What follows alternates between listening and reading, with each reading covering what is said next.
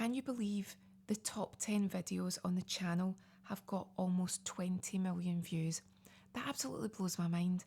So let's count down from 10 to 1, the most popular videos currently on the Homespa channel, and you can tell me if these are ones that you watch. Quite a lot of people tell me they use them to relax or to go to sleep at night or to remind them if they've been working in the industry and they just need a bit of a refresher. At number 10, we have Indian Head Massage, Relaxing Scalp Massage. So this one has 797,000 views. It's still a popular video. I still get comments on it. And in particular, people do say that it really helps them to relax and that they've used it when they've had headaches or they can't get to sleep. And they always compliment our model, and she was so lovely to work with. Our finger circles. And when you do these, just start from the middle and work down in sections. And we're speeding this up for the benefit of the video today, but take your time and do it nice and slowly. So your strips would be from the middle, sort of working to the outside, all the way down to the occipital bone just at the back of the head, and then down just in the outer strip, just along the outline of the hair, just past the ears. But again, take your time and do it really slowly. You can also do hair pulls and very gentle hair twists and tugs. And again, take your time, just work all the way over the head. Very gentle pull, nothing too severe. You don't want to make it uncomfortable. You can do this on shorter hair too, but obviously if it's too short, then you can just leave that move out. We can also do strokes through the hair, and it's almost as if you're combing through with your fingers. And again, the slower the better, and don't be afraid to really get in there, and you can even sort of zigzag in. It feels really nice and relaxing, and you can also work underneath too. We can pluck, which is quite good for stimulating hair growth. And again, you're almost sort of pinching with your fingers. This is where you start to see the volume in the hair. And you can do hand stroking, where one hand strokes over the scalp while the other hand comes up to start again. And you can either do this one hand alternate then the other, or you can do two hands together. And again, take your time, because the slower, the more relaxing. You can do static pressures, which is very similar to your circles, except rather than moving your fingers, you're just pushing in and then releasing.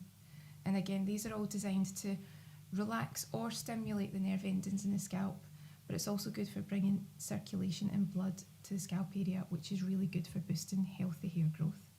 When you're doing this, again, working your strips from the inside out, and take your time. If you've done a lot of stimulating moves, you can drain, which is a bit like the effleurage, but you're just draining to the neck. So if you feel that you've done quite a lot of stimulating moves, maybe just pop some, maybe 2 or 3 draining moves in, just to relax and soothe. You've also got tapping, which again is really good for boosting circulation. And again, you can tap all over the head.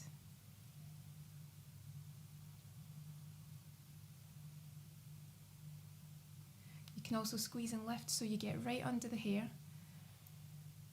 and you just very gently squeeze the scalp and lift your fingers to interlock with each other. Hold for a second and then gently release. And that feels really nice, and it's quite a loosening move if a lot of people get headaches.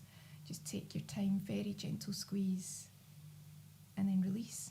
And as well as doing it from side to side, you can also do it from front to back.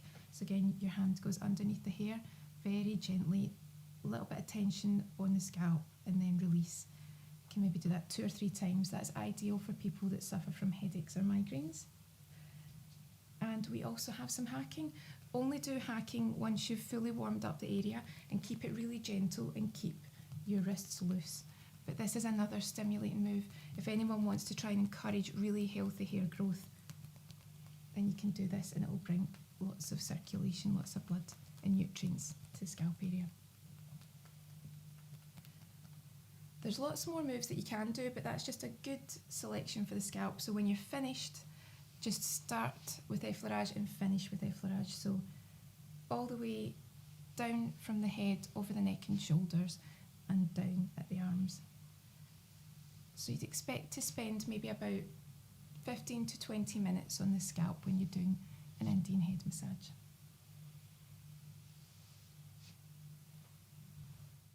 At number 9, with 799,000 views, so almost 800,000, we've got hot stone massage techniques, and it's the complete series.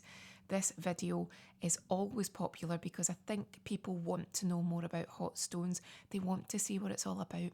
Sometimes people tell me that they've been booked in for one as a treat and they're a bit apprehensive because they don't know what it involves, and it allows them to demystify it and see just how warming and relaxing it is. Like warm and it holds its heat. You can pop it within a towel so that it's not hurting the skin, it's not too hot.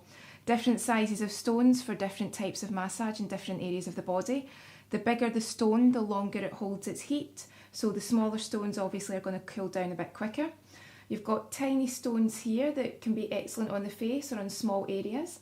And you've also got these stones here which are more pointy, so they are great if you want to really get into different muscles and do some nodule removal. You need your massage medium of your choice. And then you've got tiny stones here which can be great just for popping in between the toes or in between the fingers. But because these are tiny, imagine how difficult it is trying to fish them out. So ideally you can pop them into some sort of scoop, and then when you heat them in the water, it's just a case of taking them right out. They're here and they're ready just for you to start using.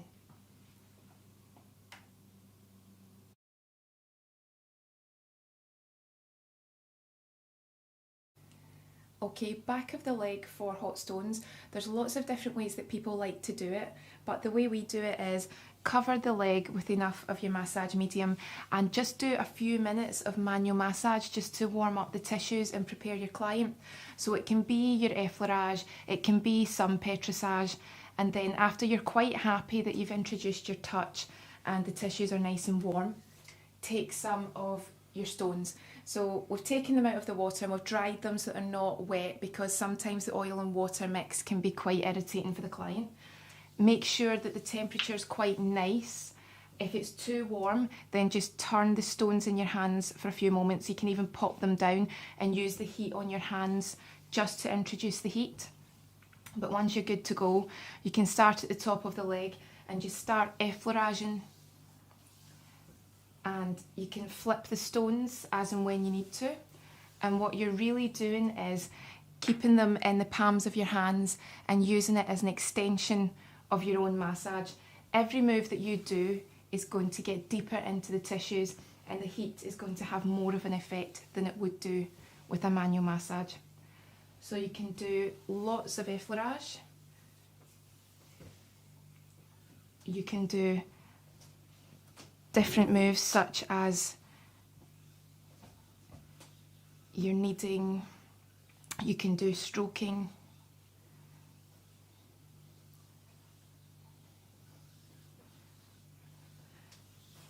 you can even move using the edges of the stones, just moving strips and pull back. You can do circles.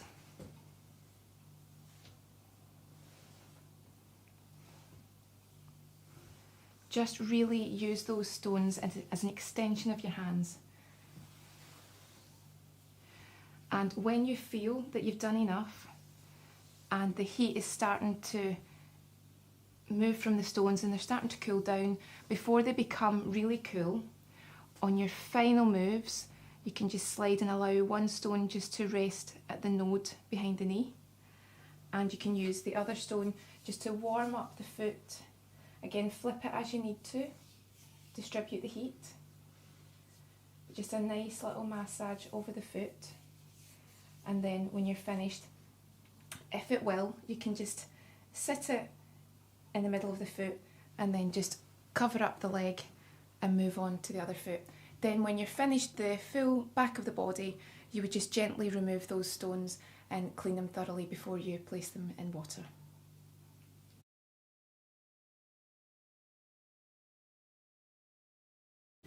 So we've already applied the oil to the back, and what you can do before you start the hot stones in the back is actually use one of your largest stones, sometimes called the sacral stone, and place it just in that area at the very lower part of the spine going into the glutes. But because it's so hot, it would be really painful. It would actually burn if it touched the skin. So you can pop it into some sort of protective towel and then just place it on the area. And then you just ask your client if it's comfortable, if it's in a nice position, and they're going to feel a very gentle heat as you're working on the treatment. So we've already applied the oil. You can do some very gentle warming, skin warming movements again. You can do some effleurage, some petrissage, just enough so that again it's not too much of a shock to the skin if you just go in with intense heat. And then when you're ready and you've warmed it up, you've already got your stones outside of your water. Again, if they feel really, really hot, then just keep turning them in your hands. If you want to introduce the heat through your hands first, then the first thing you can do is actually have the heat of the stone still there and just start to do your massage. And again, a few more turns of the stones in your hands, place them down safely where they're not going to touch the skin, and the residual heat within your hands is a lovely introduction. Then when you are ready to use your stones, you don't want to start at the base of the back because it's very sensitive and it's almost guaranteed that intense heat will make your client jump. So up at the top of your back, it can take more heat. So this is where you want to start. So keep moving. Don't stop at any point, because if the heat builds up in one area, it can start to really irritate your client, could even burn.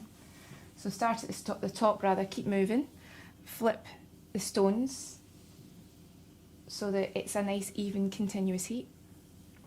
And just begin your movement. So you can do effleurage, just move over the areas. And again, treat the stones as an extension of your hands. So whatever you do, it's a deeper move because of the stones and because of the heat. Once you've done this a few times, you can start to move round and just take the stones wherever you want to.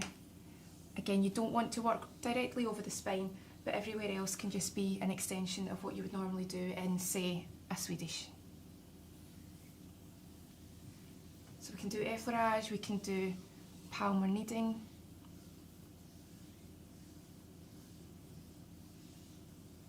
Flip the stones if you need to. We can do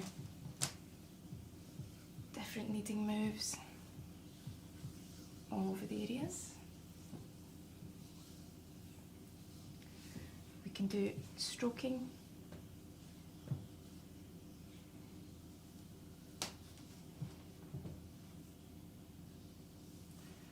And some really nice stretching moves. And again, you're trying to sense when the heat is starting to leave the stones, and when you feel that they're starting to get a bit cool, that's when you start to place them and move on to your next stones. And you start with your larger stones first if you want to on the back, but there are so many different ways of doing it. This is just one particular way. You can stretch out that area. So when we feel that we're losing the heat in these, you can very gently place them, and then you grab your next two. Same idea again. They've been sitting out just for a moment or two, so they're not roasting hot, and they're also dried so that they don't become an oily, watery mess on the back. So you can turn in your hands just to get the heat. If you want to start again just with the heat in your hands, same as before, just to introduce. And then when you're ready, just start at the top of the back. And what you can also do now is use the edges of your stones if you want to just work doing any circles to get rid of any nodules, any tightness. So you can do that and then use your stones just to drain. We can also slide the stones around the neck and the shoulders. We can work along the lower back. And we can also work down the spine just using the edges of your stones. And again, you would take your time, just showing you the basics of what you can do here. And as before, once you feel that you've used the heat and it's starting to cool down a little bit, place your stones and move on to your next ones. Same as before, these are smaller yet again, so we can spend a little bit more time on other areas. Just take the stones where you need to. Spend quite a little bit of time here. Release tension in the neck.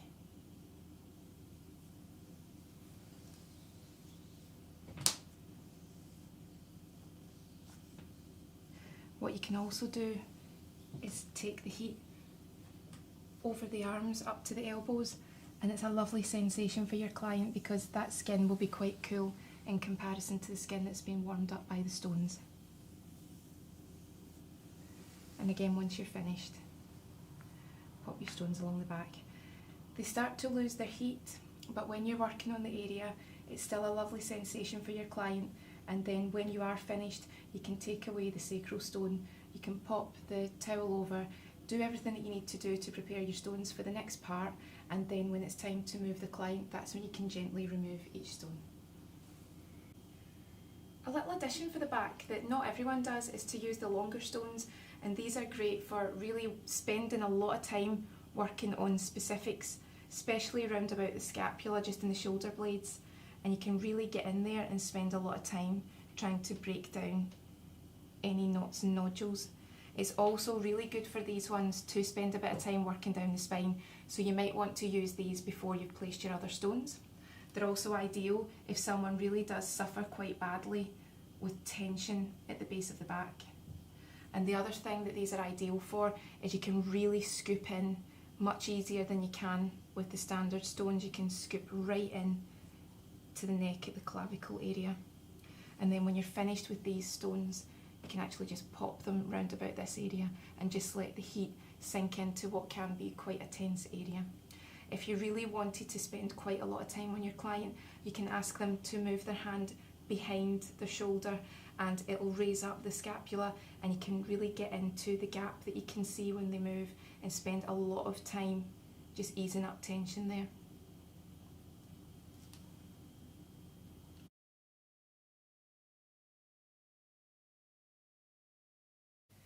Front of leg for hot stones, we've applied the massage medium, and again we just spend a few moments doing some manual massage over the area. Just do some light Swedish moves just to warm it up and prepare it for the stones. When you're ready, as usual, your stones are nice and dry from the water. You can turn them a few times in your hands just to get used to the heat. If you want to, you can then use the residual heat in your hands just to do a few initial effleurages. And then if the stones aren't too hot, you can start at the lower leg and just start moving up without stopping moving the stones. But if they're too hot, then start at the top of the leg where it can take more heat. And as usual, use the stones as an extension of your hands. Do any moves that you feel comfortable doing. So do all your Swedish moves and just keep those stones flowing. Turn them round when you need to, but just make sure that when they're hot, you don't keep one in one place because it could burn the skin. So just take your time. Again, you can work in strips, you can do kneading, you can do ringing, you can work around the knee and use the edge of the stones just to release any tension. You can also work either side of the tibia and fibula, and you can slide up the lower leg too. Do circles. Some people actually find it relaxing when you do these circles if you gently click the stones together, but the choice is yours.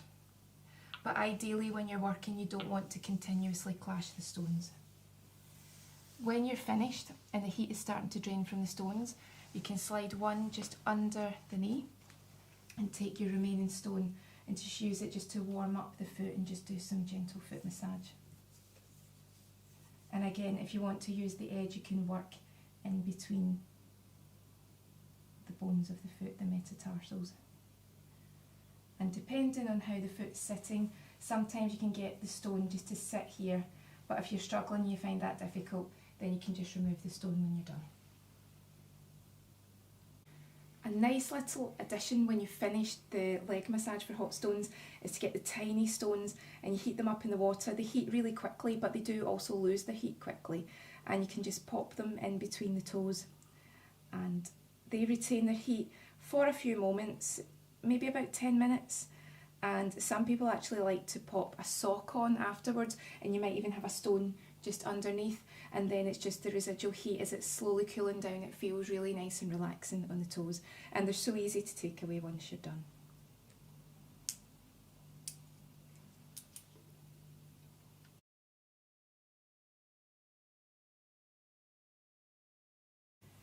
So hot stones in the stomach can be really effective, but again, just check with your client that they don't have any reasons why they shouldn't get it done.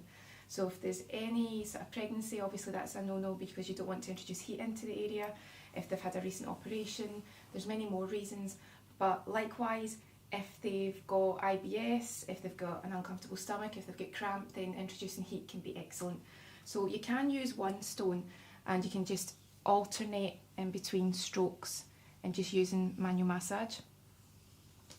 You can also do a bit of double-handed kneading and use the stone to do that too. And again, just following the colon. If you want to, you can just use 2 stones and just do your diamond effleurage.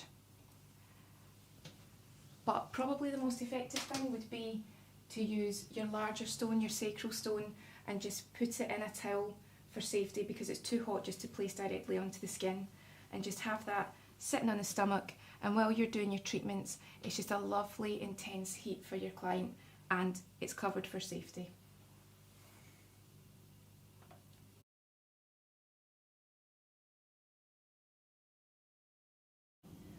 Hot stones on the arm. Again, just apply your massage medium and a quick manual massage just to warm up the area. And then when you're ready to introduce your stones, again, just turn them in your hands so that you're taking away any extreme heat. If you want to, you can use the heat that's built up in your hands just to do a nice quick effleurage. And then when you're ready, now you can use one stone at a time and just support with the other hand. And again, just hook it into the palm of your hand. Just work it all the way over and slide back.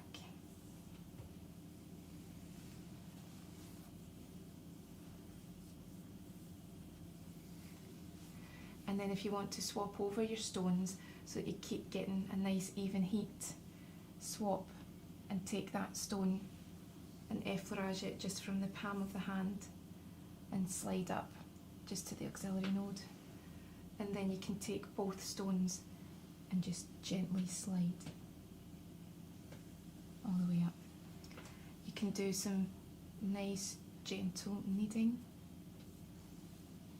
And if you want, you can take the hand and you can move it outwards. It's completely up to yourself. And you can also do the same thing on the lower arm. You can support the hand and you can do kneading just to boost circulation and lymphatic drainage to the supratrochlear. Or you can just slide it along.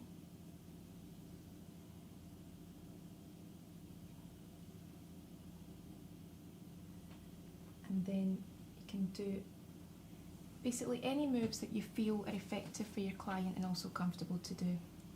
And then when you're finished, nice kneading manipulations just to get heat into the palm of the hand.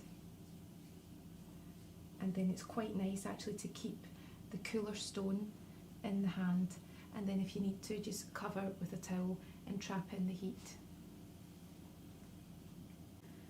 Some extra moves that you can do when you're doing hot stones in the arms is to take your longer stones and actually do some manipulations around the shoulders and just work in there and just loosen it off and slide back over. And if you feel that they're starting to cool down, just turn them round and use the other side. And then these stones are also quite good for getting a nice drain, and they can slide even directly up to the auxiliary node. So again, just use these ones as you feel necessary, but they are really good for getting rid of tension and nodules.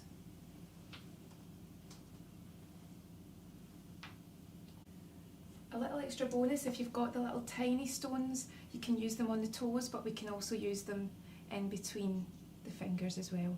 And it's a lovely little addition that just traps a little heat in. You don't even need to keep these for a full body massage. You can also introduce them when you're doing a manicure or a pedicure too. And when you're finished, they just slide out really easily.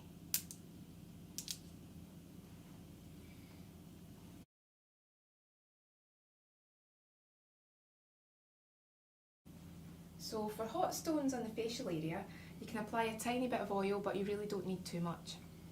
Just enough to give you some slip and slide. And again, a bit of manual massage just to warm up the tissues and introduce your touch. And then what you can do is just start on the upper chest area, and you can use your longer stones just to heat the area up. Really get in there. You can spend a bit of time just sliding over the top of the shoulders just to warm it up. You can work on the clavicle area, do small circles just to release tension on the pectorals, slide around the shoulders, and just make full use of them as being able to loosen a lot of tension that you get in that area. And when you've used up all the heat for these ones, they should sit quite nicely on the clavicles. And then you can use your stones. Now the smaller stones lose their heat very quickly, so just work with them. Just do nice strokes on areas. You can stroke outwards, sort of helping to drain to nodes. You can also work upwards.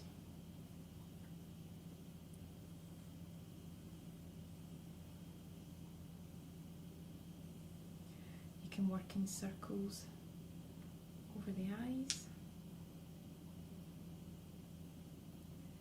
And you can even hook in, just using your thumbs, just hook in and just gently pinch the eyebrows. And just really use these stones until you feel that there's no heat left in them. And we've got 2 sets here, so then we would just continue. And you can also take these stones just into the hairline. You can do little circles. You can get right behind the neck. Work behind the ears.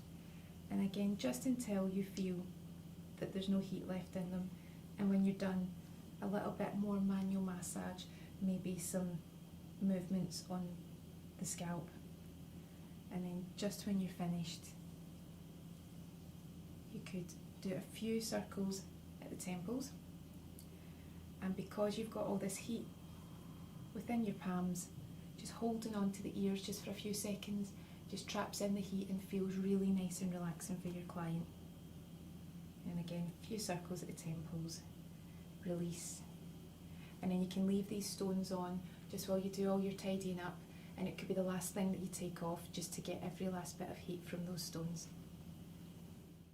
At number 8, we have Aromatherapy Face and Scalp Massage.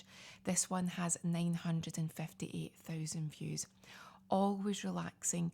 There's something about aromatherapy that is extra soothing, and this video again, people basically always tell me that it helps them to relax and soothe any frayed nerves and just help them calm down. And quite often this one's used for sleep. It won't be overly greasy, because you've got to bear in mind that your client may be going somewhere after the treatment, or they may be using the bus or the train home, so you really don't want to have them absolutely covered in oil. So to start off this massage, work your way down from the temples and then just a little bit of pressure on the clavicle area, and then move along to the shoulders, and again just push down, a little bit of pressure, and then you can move along and just push down on the shoulders. And what that helps to do is release any tension that you carry in that area. And as you're doing this, you may see erythema, which means that you're boosting the circulation and you're bringing the blood to the surface. So on the face, you can do very gentle thumb movements, just little strokes, just in between the eyebrows, and then nice gentle pressures working your way out to the temples. And you can work in rows, and in between each row just do a few strokes in between the eyebrows. Very relaxing. So what you would do here is work your way in about 3 or 4 strips over the entire forehead. Then you can do the same, but work your way from the eyebrows up to the hairline.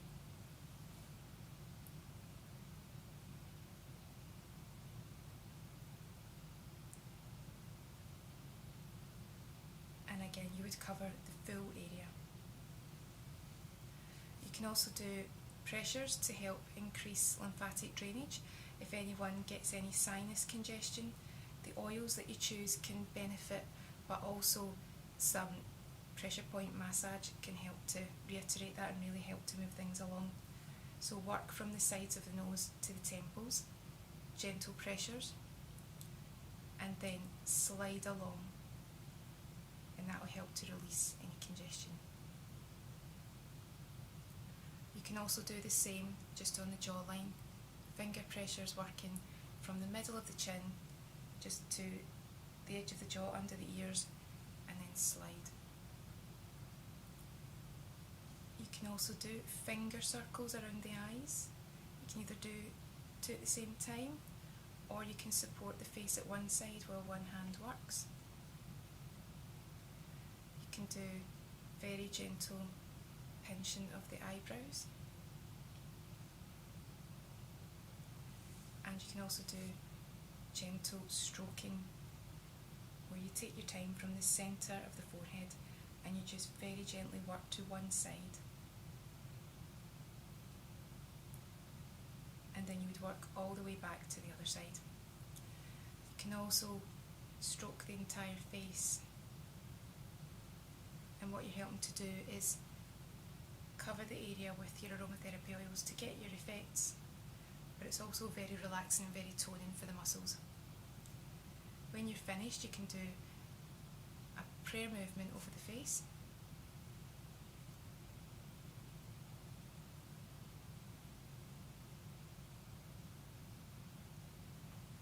And then you can do finger pressures with a gentle pressure at the temples. You just push in slightly. And then some very nice light ear massage also feels really good and helps to relax. And then you can also hold your hands over the ears, and it traps in a little bit of heat and it feels really nice and relaxing. We can also do very gentle finger frictions and finger circles on the scalp.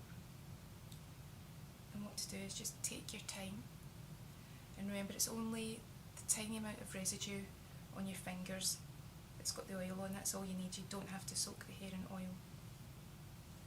So you can move your fingers about, but make sure that the pressures are quite static and it's the scalp that you're moving, and you're not just moving about in the hair. You want to make it really effective. And you can also move down and do the same moves just at the very base of the neck. Feel for the occipital bone. You can also very gently turn the head to the side, and that will expose this area here that you can do your finger circles on. And then very gently move the head and repeat on the other side. Again, just take your time and make sure you cover the full area. When you're finished, move the head back to centre, and then one final prayer movement to finish. Little finger circles and a gentle pressure in at the temples and release. And then once your client's finished, you can sit them up, get them a glass of water and give them the correct aftercare and home care advice. You might be surprised at number 7. It is warm waxing techniques, and it's the bikini wax. That's got 1 million views. My theory is because a lot of people want to wax the bikini line and they're terrified and they don't know where to start and they think it's going to be really painful. So this is a basic bikini wax tutorial. Just tells you how to tidy up that area, and I think again because it's had 1 million views, it lets you know that people want to know just how to do the basics, or if they're having it done in a salon, what to expect. You'll see for some people there's a darker growth. Here we've got a very light growth, so now we're just going to take one section at a time. So we'll take the top, then we'll take underneath, and if there's any hairs remaining after 2 attempts to remove, we can always tweeze them out. So when we're waxing the bikini area and the underarm, the standard size of wax strip is just slightly too long. What would happen if you use this? You could be fine, but because it's a delicate area, there's a chance that you could bruise with the removal. So what you want to do is cut your strips to about this size, and the area that's left over you can actually use for facial waxing, lip, eyebrows, things like that. So this is the paper strip that we're going to use today. This is actually bonded fibre, which is a stronger paper strip. Or you've also got your fabric strips, and these ones, as you can see, are actually already at the correct length. So the choice is yours. Just make sure again that it's not too long, or you do run the risk of bruising your client. So when you're applying the wax, it's the same standard procedure. You just want to allow the wax just to start to slide off your spatula, and you're aiming for the thinnest layer possible. If the hair is growing down and it's starting to grow down the thigh, then you can take it in strips and keep moving along, but you might choose to do one strip and then remove, one strip then remove. What you don't want to do is overload the area and then make life complicated for yourself, so do what you feel is comfortable.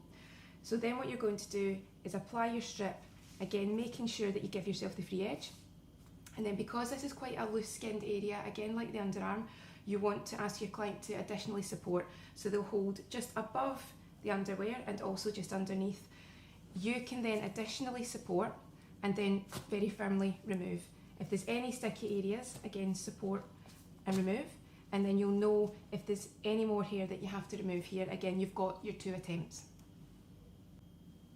Okay, so now we're just going to continue, and again we're just applying any wax to the area here where there's hair to be removed.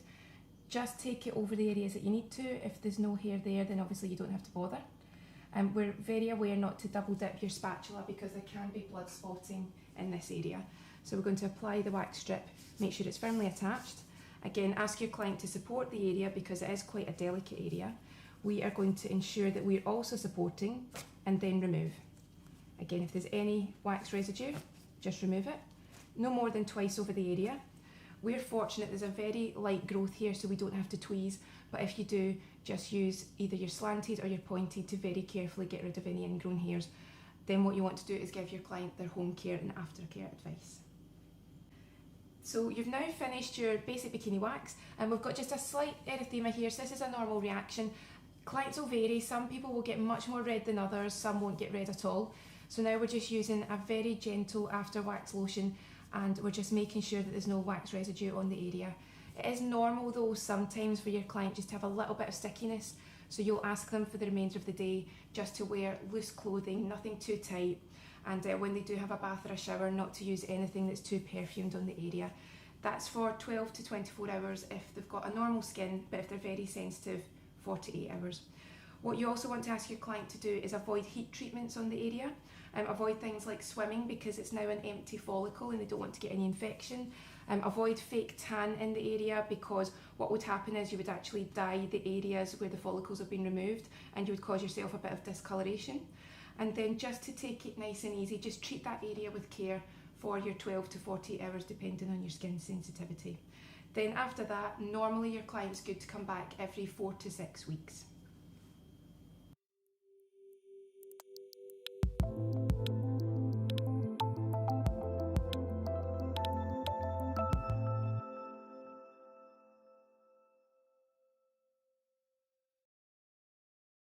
At number 6 with 1.1 million views, it's Aromatherapy massage techniques, and it's the complete series. Very popular again because it's aromatherapy. People like to know a bit about what's involved.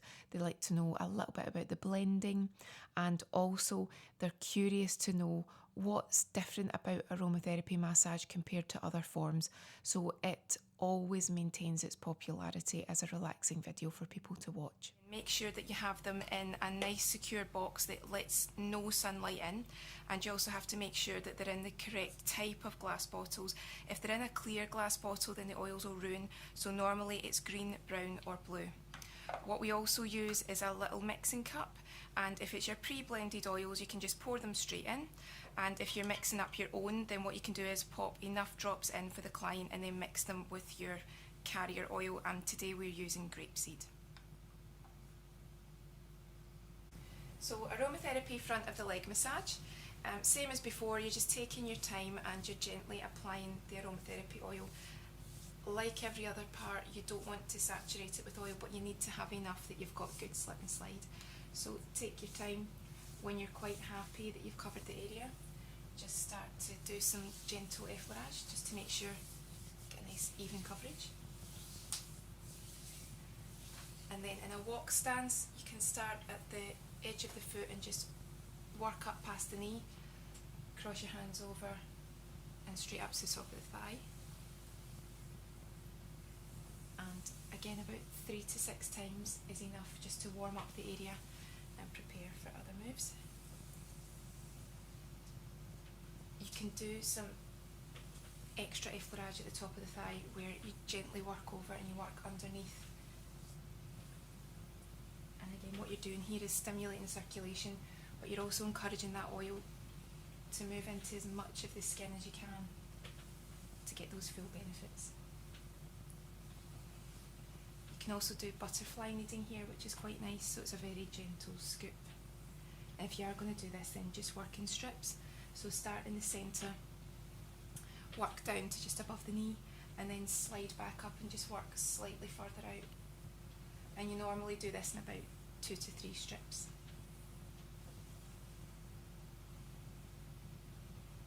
You can also do some stroking, and this is in a stride stance, and just stroke from the inside of the thigh. Work your way up and just work to the outer edge.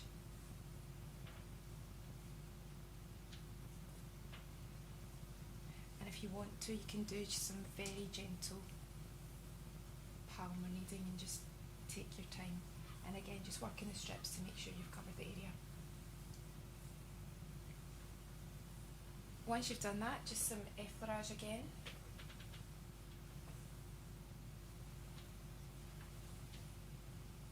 And then you can do some prayer movement effleurage around the knee. And what you can also do is just slide your hands to the side of the knee and then slide your hands back up again. Slide them back over.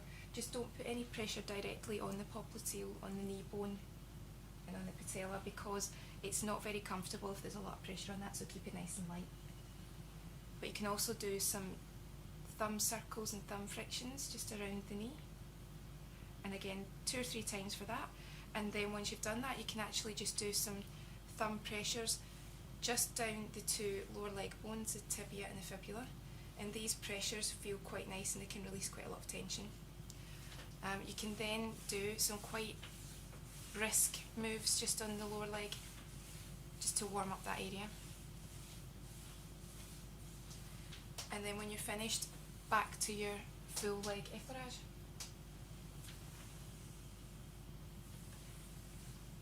And once you're quite happy that the majority of the oil's soaked in, slide back down to the foot, support with one hand, and use your thinner muscle just to do some really nice gentle kneading just on the underside of the foot. And then just slide off at the toes, cover the leg and repeat on the other side.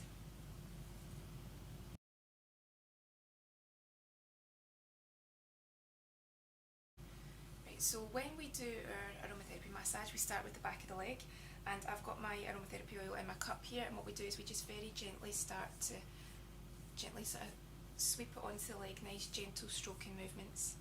And aromatherapy massage isn't as stimulating and as deep a massage as your Swedish and your deep pressure and your lymphatic, but it still needs to be a firm enough pressure that we can encourage the oils to sink into the skin and get the benefits for the next 8 to 12 hours. So once you're happy that you've got enough massage oil onto the skin, you can start to do some gentle stroking effleurage movements just to make sure that you've got good coverage.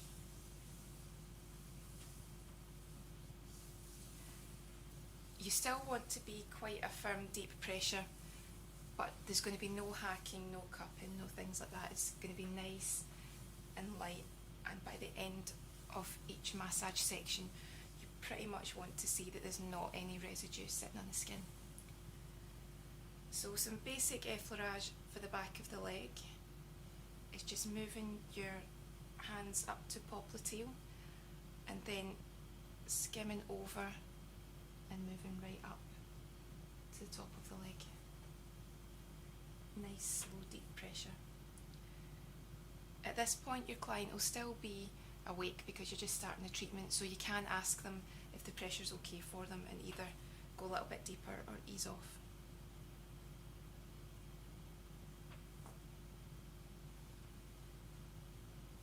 Other movements that we can do here is some thumb kneading around the Achilles, just to loosen off any tension there and relax. And we can also do some kneading with the thumbs with the thinner muscle, just up the gastrocnemius. And this loosens off any tension that you can carry if you're on your feet a lot or you do a lot of exercise. You can also support the ankle and just drain with one hand and then swap over.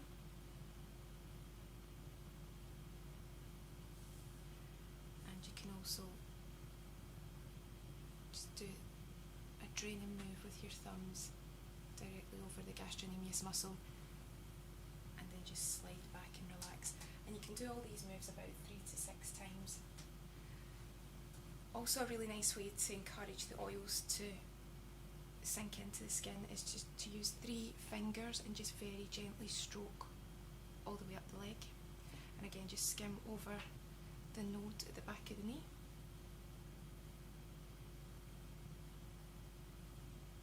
Just slide back down.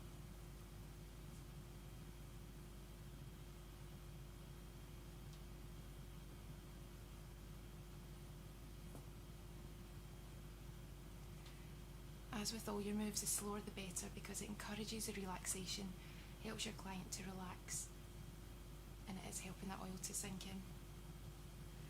You can also change to a walk stance and just slide your palms directly up the outside of the leg from the ankle up to the top of the thigh.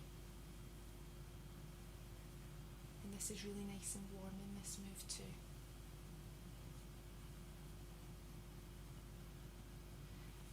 And then when you're finished, you can go back to your original effleurage.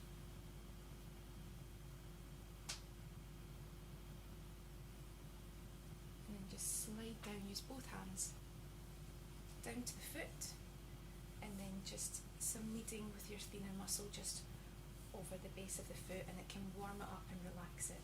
And it's a nice way just to finish the massage. When you're done, cover over the area with your towel and move on to the other leg.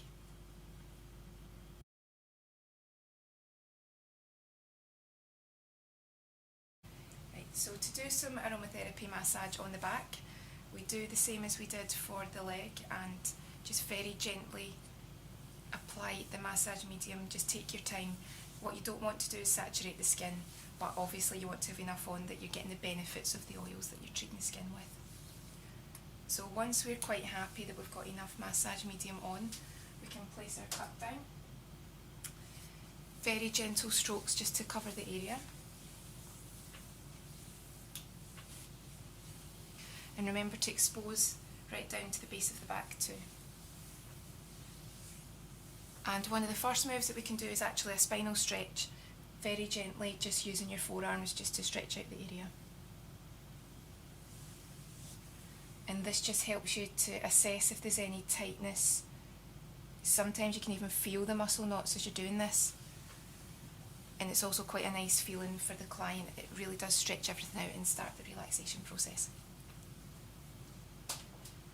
So we can start with some reverse effleurage, where you start at the neck and you work down the spine along the base of the back and pull back up to the shoulders.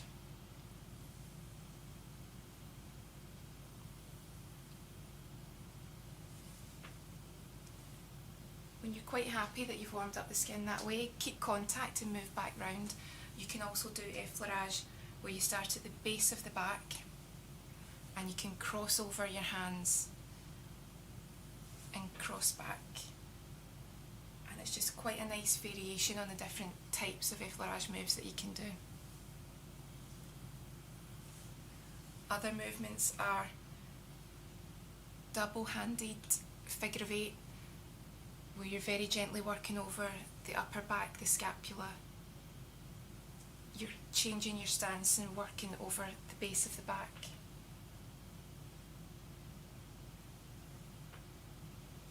Change your stance again, work over the opposite sides.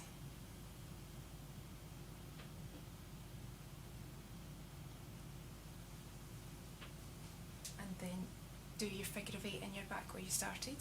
So that's a really nice move, helps to get the oils sinking into the skin. You can also do some scooping at the neck, where you can work on either side.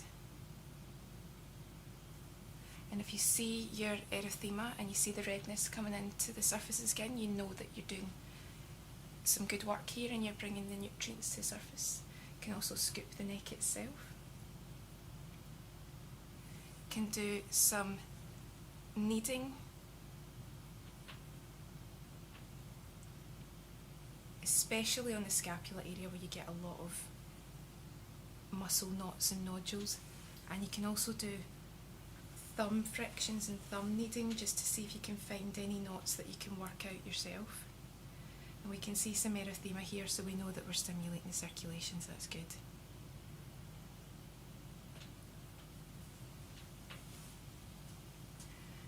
We can do some finger pressures down the spine.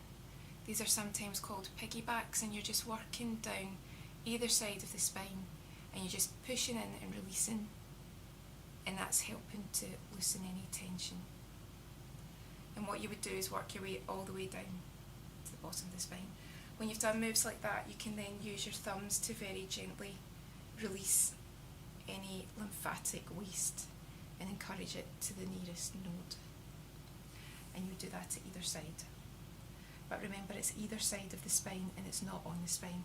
And if your clients get any conditions where this would be uncomfortable or could worsen a condition, then just leave it out. We can also do lots of different moves, such as thumb frictions and thumb kneading down at the base of the back.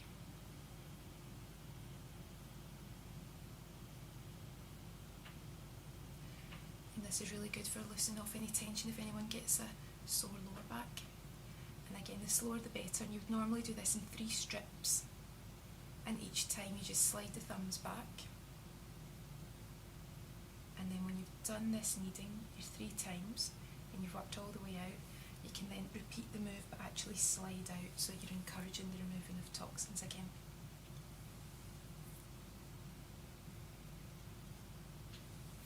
We can also squeeze the tissues, and you're squeezing and just working towards the nearest lymph node, which here is axillary. And it feels relaxing, but it's also doing a really good job here at the same time too. So what you would do is work in your strips, and you would work down to possibly about here, and then when you're finished, you would then repeat over the same area and just drain. And once you've done one side, you maintain contact, walk round to the other side of the bed and repeat on the opposite side. And after that you can do some fanning movements, which is just soothing but also relaxing that area and helping to encourage circulation and removal of waste. And again, do one side, maintain contact, walk round, and then do the other. Other movements that you can do are just simple stroking, and just keep it nice and light. Take your time, just move all over the back. Nice light pressure. You don't want it to be too ticklish that the client can't enjoy it, so slower than this. Obviously this is just the demo, but nice and slow, take your time. Don't forget to work over the shoulders. And then when you're finished, you can go back to your original effleurage.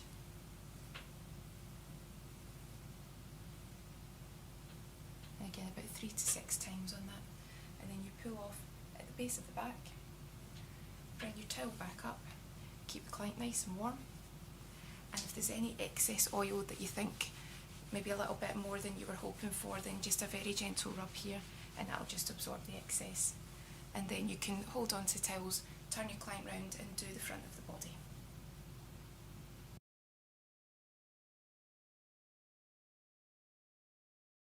So aromatherapy abdominal massage is quite quick, but it can be really effective.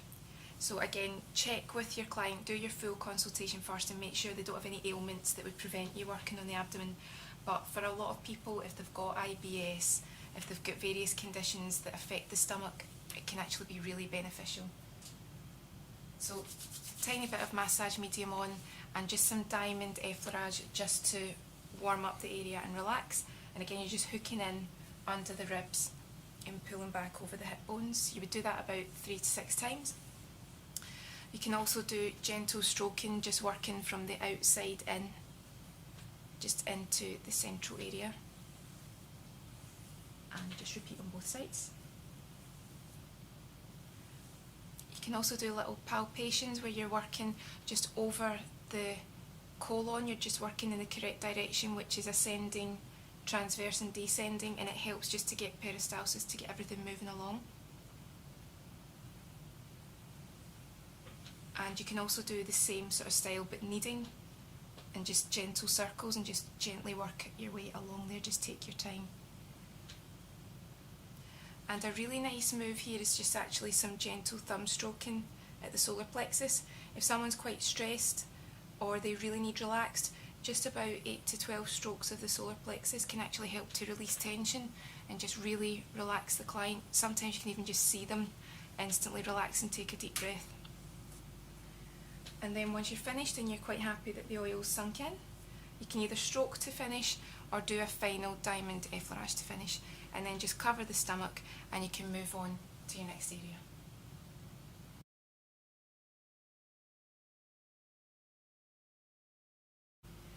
So aromatherapy arm massage, just take your time and gently apply your massage medium onto the arm. And again, enough that you can easily do the moves, but not so much that you feel you can't get a good grip and you're sliding. So once you're happy with that, pop down the oil cup and then just make sure that you've covered the area nice and evenly.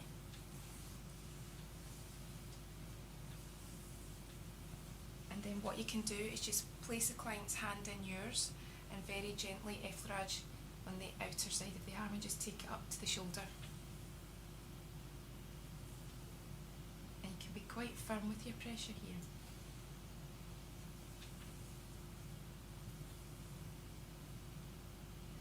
Once you've done that about 3 or 6 times, just swap over, and then the other hand just comes up and then works just up to the auxiliary nodes.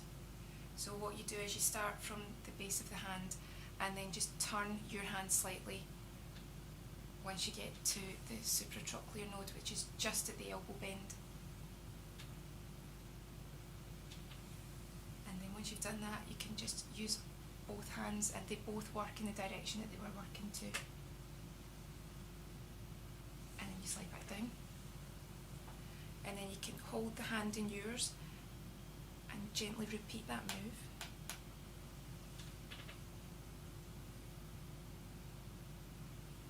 And just take your time. But what you can also do is just support the hand on your hip or your stomach and just do alternate thumb frictions just till you get to the elbow bend, and then slide.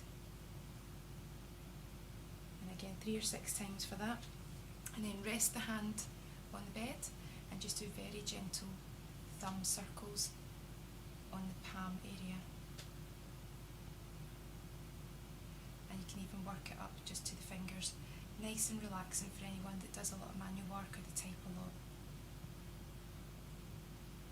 And then when you're finished, you can do finger circles and then just gently release in the tips of the fingers. And if your client's cold, you can just pop their hand under the towels and then move on to the other hand.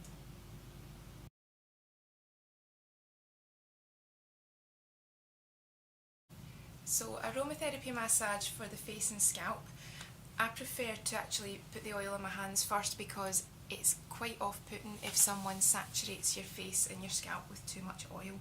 So place it on your hands, start off on the shoulders and the chest, and that's where most of the oil is going to go, so that you'll still have residue that you can place on the face and it'll have the effect that you need it to, but it won't be overly greasy, because you've got to bear in mind that your client may be going somewhere after the treatment, or they may be using the bus or the train home, so you really don't want to have them absolutely covered in oil.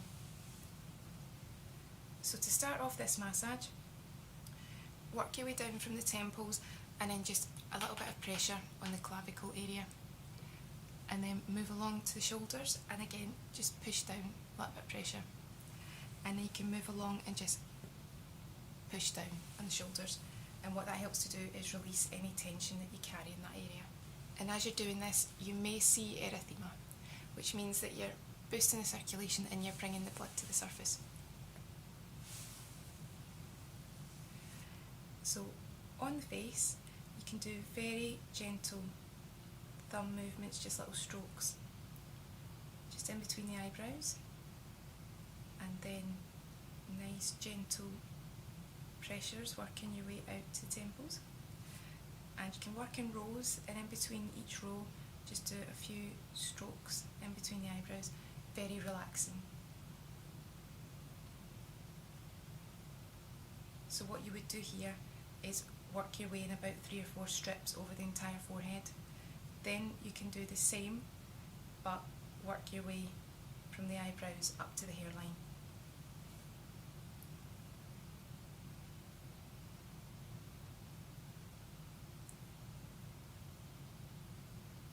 And again, you would cover the full area. You can also do pressures to help increase lymphatic drainage. If anyone gets any sinus congestion, the oils that you choose can benefit, but also some pressure point massage can help to reiterate that and really help to move things along. So work from the sides of the nose to the temples, gentle pressures, and then slide along, and that will help to release any congestion. You can also do the same just on the jawline, finger pressures working from the middle of the chin just to the edge of the jaw under the ears, and then slide. You can also do finger circles around the eyes. You can either do two at the same time, or you can support the face at one side while one hand works. You can do very gentle pinching of the eyebrows. And you can also do gentle stroking, where you take your time from the centre of the forehead and you just very gently work to one side. And then you would work all the way back to the other side. You can also stroke the entire face. And what you're helping to do is cover the area with your aromatherapy oils to get your effects, but it's also very relaxing and very toning for the muscles. When you're finished, you can do a prayer movement over the face.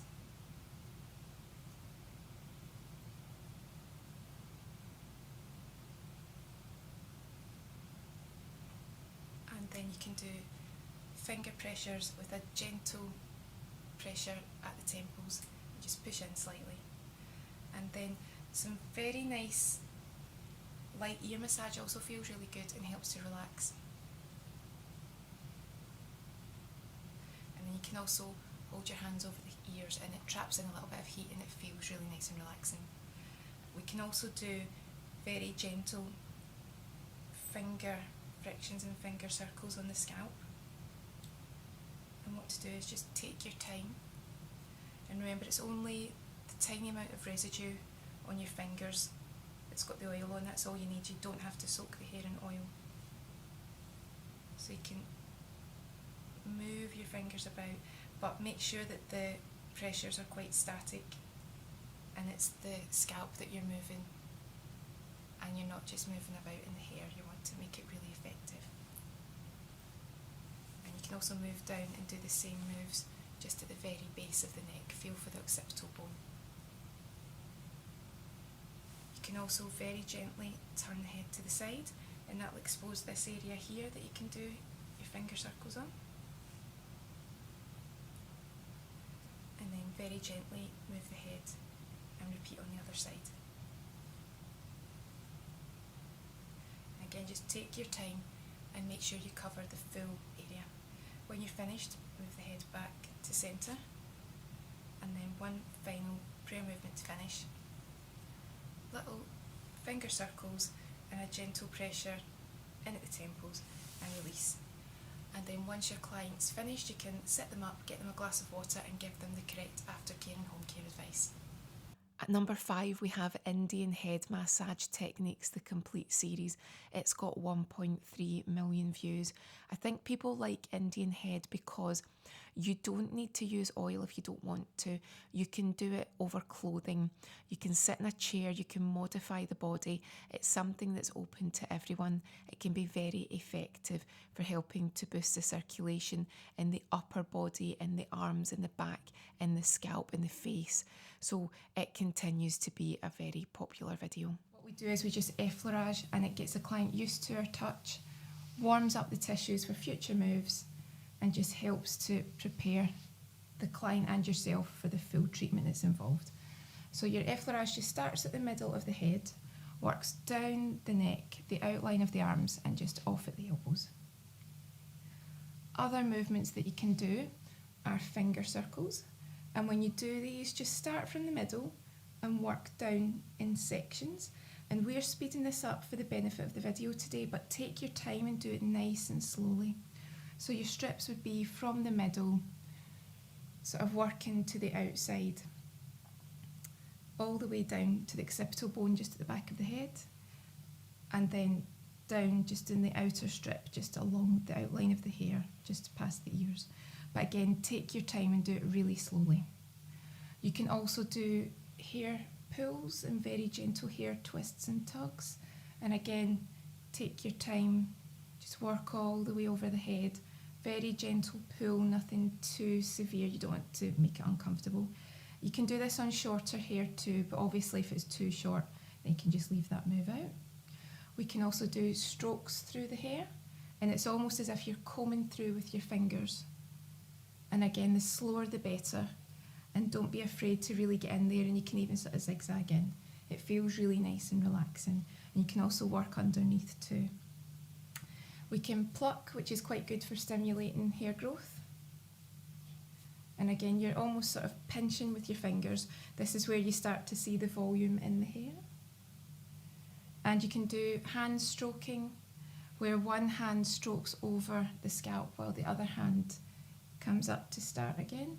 And you can either do this one hand alternate then the other, or you can do two hands together. And again, take your time, because the slower, the more relaxing. You can do static pressures, which is very similar to your circles, except rather than moving your fingers, you're just pushing in and then releasing. And again, these are all designed to relax or stimulate the nerve endings in the scalp, but it's also good for bringing circulation and blood to the scalp area, which is really good for boosting healthy hair growth. When you're doing this, again, working your strips from the inside out, and take your time. If you've done a lot of stimulating moves, you can drain, which is a bit like the effleurage, but you're just draining to the neck. So if you feel that you've done quite a lot of stimulating moves, maybe just pop some, maybe 2 or 3 draining moves in, just to relax and soothe. You've also got tapping, which again is really good for boosting circulation. And again, you can tap all over the head.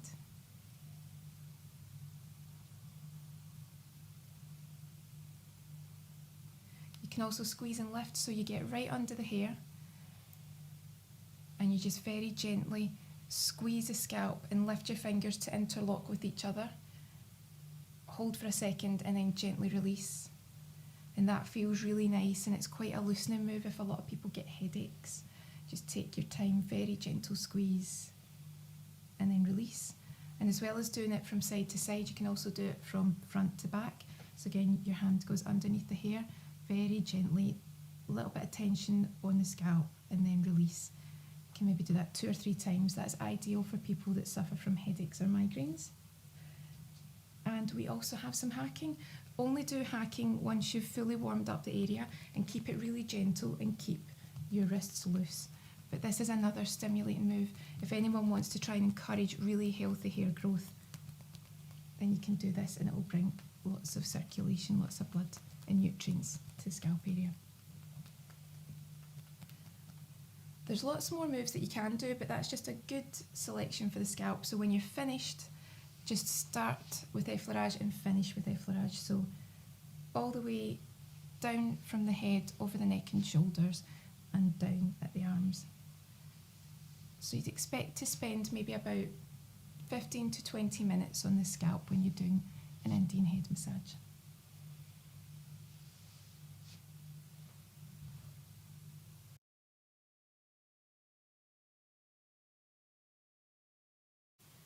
So when you move on to the neck, when you're working with one hand on the neck, support at the forehead with the other hand so that the head isn't moving about too much and you don't want to cause discomfort to your client.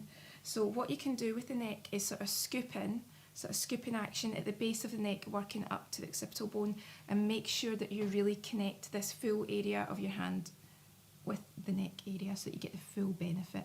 And again, the slower the better, so just take your time and scoop up and release. And other moves that you can do are to use the heel of your hand and just briskly rub up and down this area, but just make sure that you're avoiding working over the spine because that's too sensitive an area. And if you find it too awkward to work all the way around, then just swap hands and you can work in the same manner over the other side.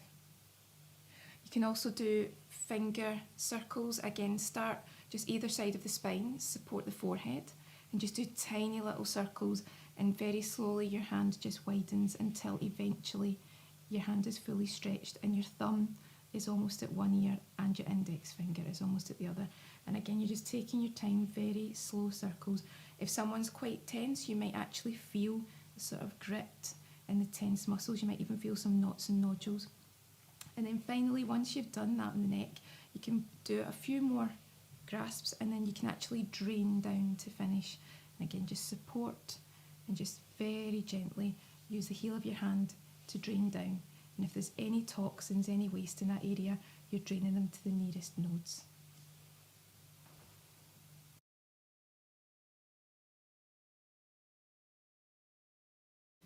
Right, so to work on the shoulder area, you can do some effleurage again just to warm it up. So start either side of the neck and just work over the shoulders and down to the elbows. You can do some shoulder kneading, which you can use your fingers and your thumbs and just take your time and start either side of the spine. You can work up the neck, so you can do little thumb circles all the way up the neck, and then you can work very slowly down over the shoulders, right to the edges. And again, just take your time. You can also do the same with your fingers and just get those circles. You probably will feel knots and crunches. Keep going because you're loosening off this area and you're really helping your client. So you would do this about 3 times. You can also do some knuckles to knead, where you can just work over the area with your knuckles. And again, don't be afraid to put some pressure in. It feels really nice, especially just up the neck area. Just loosens everything off. If you think you've done quite a lot and there was quite a lot of crunching, then you can always do a little bit of effleurage just to encourage any lymphatic drainage in between. Really effective move is to use your forearms and very gently but firmly press down either side of the neck and just work your way out. Don't put in too much pressure because it's painful if it's too heavy, but quite a firm pressure really helps to loosen. And if someone's got quite tight shoulders, they might not realise how raised they were, so you're encouraging them to relax and bring their shoulders back down again. And hacking again, just make sure, like we always say, loose wrists, but you can spend quite a bit of time here. If the client's got their vest on, you can see the redness in the skin. That's good, that's erythema. We're bringing the circulation to the surface, we're boosting the skin with nutrients, and we're helping to warm up those muscles and ease tension. Just make sure that you don't work directly over the spine again because that's very uncomfortable.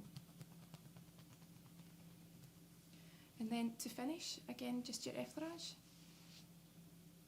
Normally about 3 to 6, but as many as you feel that that client needs just to finish off that shoulder area and stay relaxed. Like we always say, take your time. The slower the move, the more relaxing and beneficial.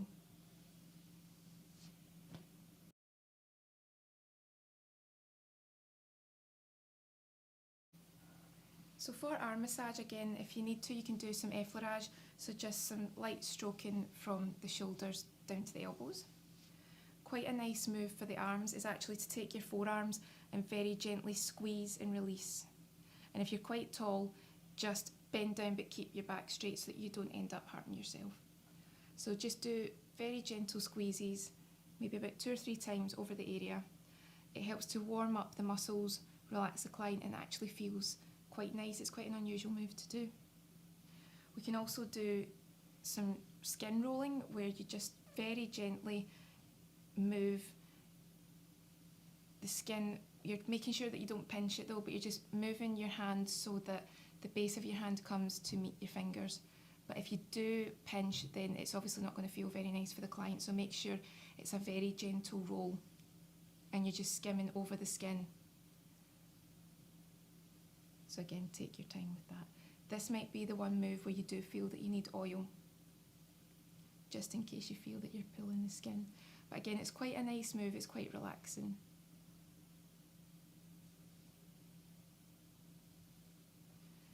And this is another area that benefits from hacking. Just watch your posture when you're working on your client. So bend your legs and keep your back straight. Maybe about 30 seconds each side, and just make sure that you cover that arm area. And then when you're finished, it's just another effleurage, a drain.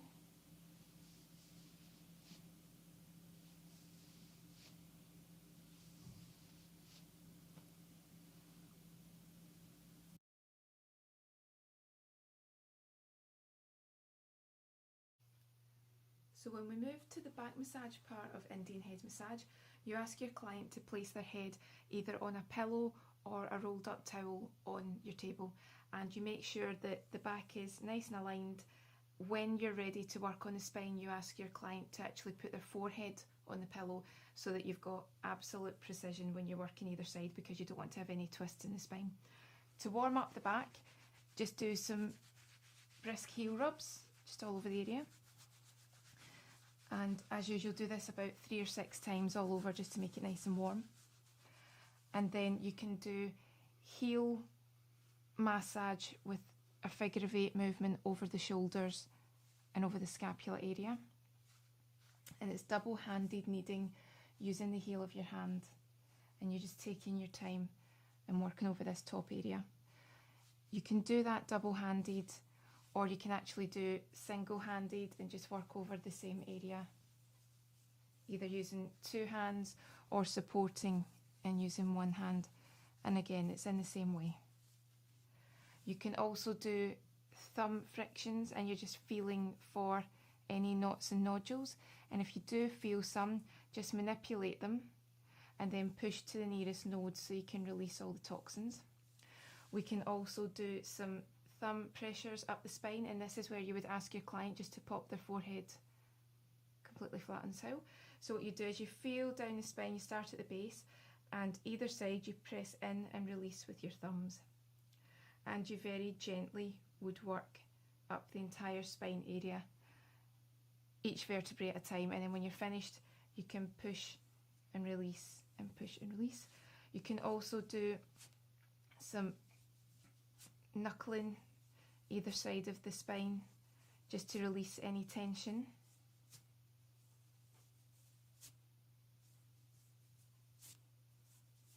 And if they've got any soreness at the base of the back, you can do thumb circles and thumb frictions, just working out from either side of the spine out to the hips. And again, if you do the thumb circles and thumb frictions, then just run your fingers over there at the end just to release any lymphatic fluid. And again, once you're finished, you can do a little bit more of your brisk rubbing over the area. And then you can very slowly and gently tell your client just to sit up, and you can move on to the next area.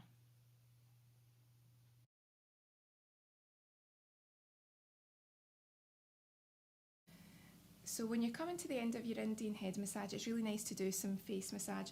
So we can start just by doing very gentle stroking in the forehead.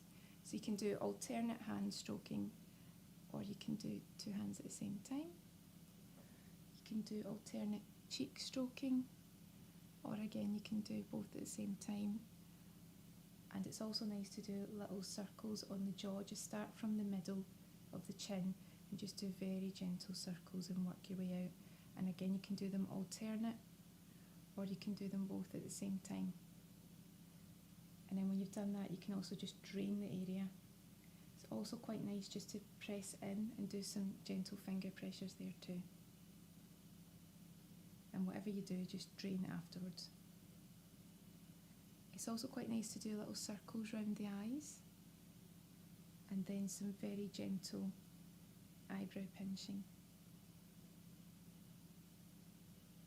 Then when you finish, you can do some temple circles, some kneading of the ears, and then if you hold your hands over the ears, the heat that's trapped there is quite relaxing. The coolness and calmness is also quite nice for the client. And then just to finish, you can slide off just over to the elbows and release. You can pop your hands on your client's shoulders, let them know that you're finished, go and get them a glass of water and give them their aftercare. At number 4 with 1.5 million views, it's Warm Waxing Techniques, the complete series. Now this, again, it's been on the channel for over 10 years, so things do change and they do move on, but the basics pretty much stay the same.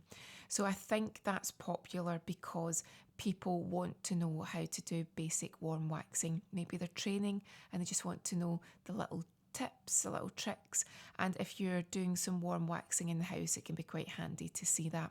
So I think when it comes to waxing, it'll always be popular because people want to avoid making mistakes, and because it can be a treatment that, shall we say, has a level of discomfort to it. I think people like to watch a video to make sure that they can minimise the discomfort for themselves or their clients. Over so that if you do get any wax residue on this, it's easier to clean than the bed itself.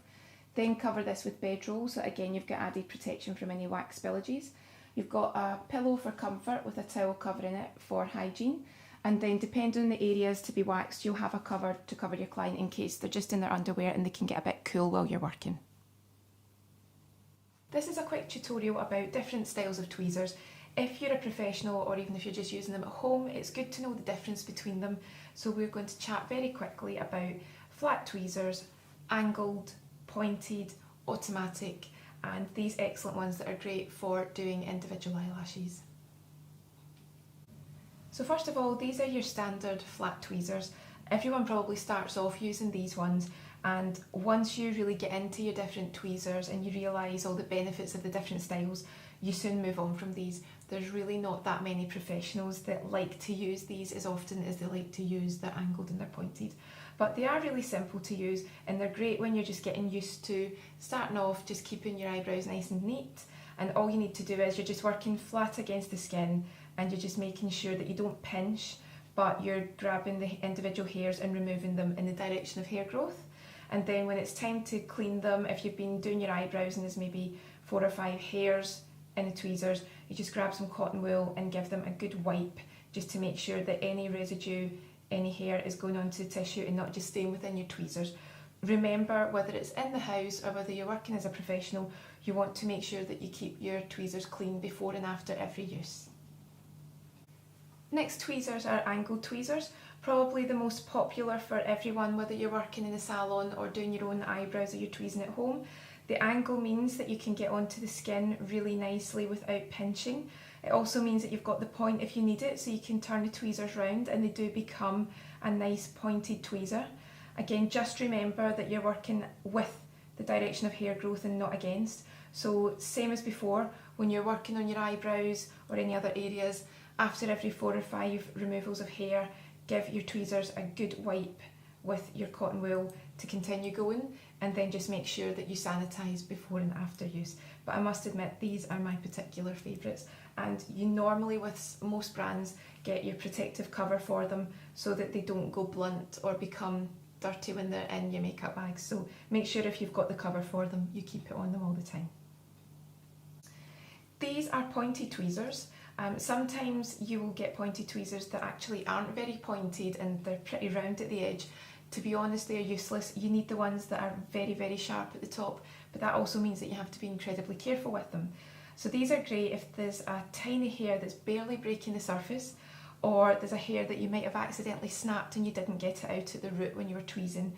The most important thing is to make sure these are clean. There's no way you can take a chance that you're cross-contaminating with the point if you're working from client to client, because there can be little spots of blood or any other sort of liquids that are on the surface. You really want to make sure that you're keeping them extra clean between clients.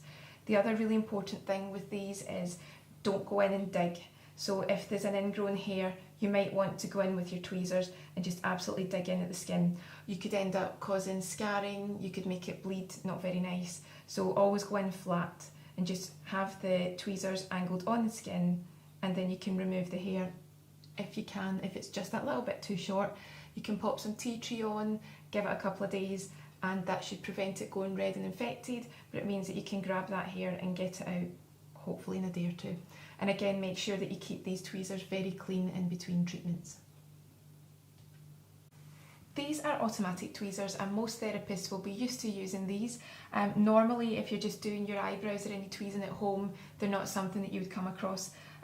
They tend to be angled, and once you get the hang of using them, you tend to absolutely love it. But to be honest with you, they're not very easy to use on yourself. They're much easier to use on someone else. So my number one piece of advice would be, don't try and tweeze your own eyebrows with these because you will probably end up creating bald patches. But to use them, all you do is push on this area here and you get an automatic instant tweeze. And a lot of people say that they prefer it because it's quicker than actually doing it manually, where it can be quite painful if someone's trying to grab a hair and then lifting it, it can be quite uncomfortable. But with these, once you squeeze, the tweezer instantly removes the hair. The way that you practice when you're a therapist, just getting used to these, is you do work on your arm and you just go for a hair, you angle against it, and then see if you can remove the hair that you want to. The reason why we advise that you don't use these on your own eyebrows is when you're trying to work on an area and you're not used to it, you are attempting to remove a hair and you realise that it's not always easy to get the precision that you wanted. So it does take a little bit of time to get used to these. The other thing that makes them not ideal for using on your own eyebrows is that sometimes it's this area here can actually block you from seeing what you're doing. But for using them on someone else, they are excellent. And if someone doesn't want threaded or they don't want waxed, then they're ideal for removing the bulk of the hairs and just swap to your more precise standard tweezers just to remove any excess hairs that you want to have ultimate precision with. But if you are a therapist and you want to use all the different types of tweezers, then I'd advise that you get some of these for your kit. Now these are a different style of angled tweezer. Now I use these for individual eyelashes, but when you're doing your work, I've come across someone that was a dental nurse that's used them in their job, electricians use them, nail techs use them, so they're one style of tweezer that do many things. But when I was doing my training, our teacher actually advised us to use these for removing your individual eyelashes from their packaging. So for instance, here's some long ones here. Because they were ideal, you could have complete precision over where you were placing the individual lash. So of course you can use your standard tweezers, but I really do like these for when you're placing the individual eyelashes on the eyes, because if the client is just sitting in front of you, you can get them to close their eyes, and then all you need to do is just drop the lash on with the glue just straight onto the eye, and because you've got the tweezers at an angle, you can see everything that you're doing, as opposed to when you use your standard tweezers, you're coming in from the front. So if you do want to get these, I've never seen them for any more than around £5, but they're a great addition to any makeup kit. So to finish, just some hygiene information about cleaning your tweezers. Even if you cleanse them before you're going to use them again, it's always a good idea just to give them a wipe, possibly with surgical spirit if you've got it in the house, just a little bit on some cotton wool. If not, then some disinfectant, and just make sure you remove that. It's just to make sure that they're clean before you use them. If you did use them and they weren't clean, then when you remove the hairs from the follicle, you run the chance of getting an infection or creating a spot there, some redness. So just make sure that you give them a quick clean before you use them again. And if you're a professional and you're using them in the salon, then you can use a strong disinfectant, or what we tend to use in the industry is something like Barbicide, where you weaken this down in your Barbicide cup, and then before you do a treatment, all your tweezers can sit in that for about 15-20 minutes, and it means that they're going to be completely sterile before you use them on a client. The other thing that you can do if you're a therapist and you're working professionally in a salon is make sure that you're killing off any bacteria, any infection by sterilising your tweezers in an autoclave or a UV cabinet. But as long as you're making sure that you're sterilising before and after use, then you shouldn't be cross-contaminating and giving yourself any problems. So this is just a short video designed to give you some advice if you're a therapist who's doing waxing and your clients start to develop ingrown hairs, or someone comes to you and they already have ingrown hairs and they're looking for your advice. It's also something that's quite common when you do your own waxing at home, just over time, because the hairs become finer, and as they do become finer and they grow slower, sometimes they have trouble breaking through the surface of the skin, and what they do is they double back on themselves and create a lump or a bump, and it can look like a spot, it can look quite red and irritated, and then it can start to become a scab if people do pick at them and squeeze them. What's happened is there is a hair in there, it can't get out. It might be twisted, it might be curled, or it might just not be able to break through the surface, and it's not going to go away. That rash, that redness, or that irritation won't disappear unless you can get that hair out. So some things that you can do is, first of all, obviously look at the area, look at the problem, look at the ingrown hair and decide for yourself, can you see that? Even if you're working in the salon, can you get a magnifying lamp out and have a good look at that area and see if the hair is ready to come out? You don't ever want to dig at a hair because that can cause scarring, it can cause irritation and even infection. But if the hair is there and it is ready to come out, then you do have your pointed tweezers. Obviously make sure they're completely sterile. Don't ever dig in, so don't go down into the follicle because you can cause a lot of bleeding, a lot of tissue damage, and again potential scarring. But if there is a hair that's ready to come out, then you can very gently grab it with your pointed tweezers, just at a safe angle. If it's not ready to come out though, but the hair is definitely there, then there's things you can do such as scrubs. You don't want to scrub over an area that's inflamed and infected, but if someone is prone to ingrown hairs, then a couple of days after they're waxing, or if they'd rather shave, it can be a couple of days after that too, they can do an occasional scrub 2 or 3 times a week, and it's just to stop the layers of dead skin building up to the point where the hair then can't break through. So if it's safe to do so, definitely do a regular scrub. But if there is a hair there and you're having real problems getting it out, then there are quite a lot of products that are designed to encourage that hair out of that follicle. Some of them are ingrown hair solutions, different types here. Some of them have a lot of isopropyl alcohol in them, so they smell incredibly strong. Don't use it straight after waxing or shaving because it will sting like crazy. But a few days afterwards, or if it's a long ongoing problem, then you can definitely spray a little bit onto cotton wool and apply it to the area.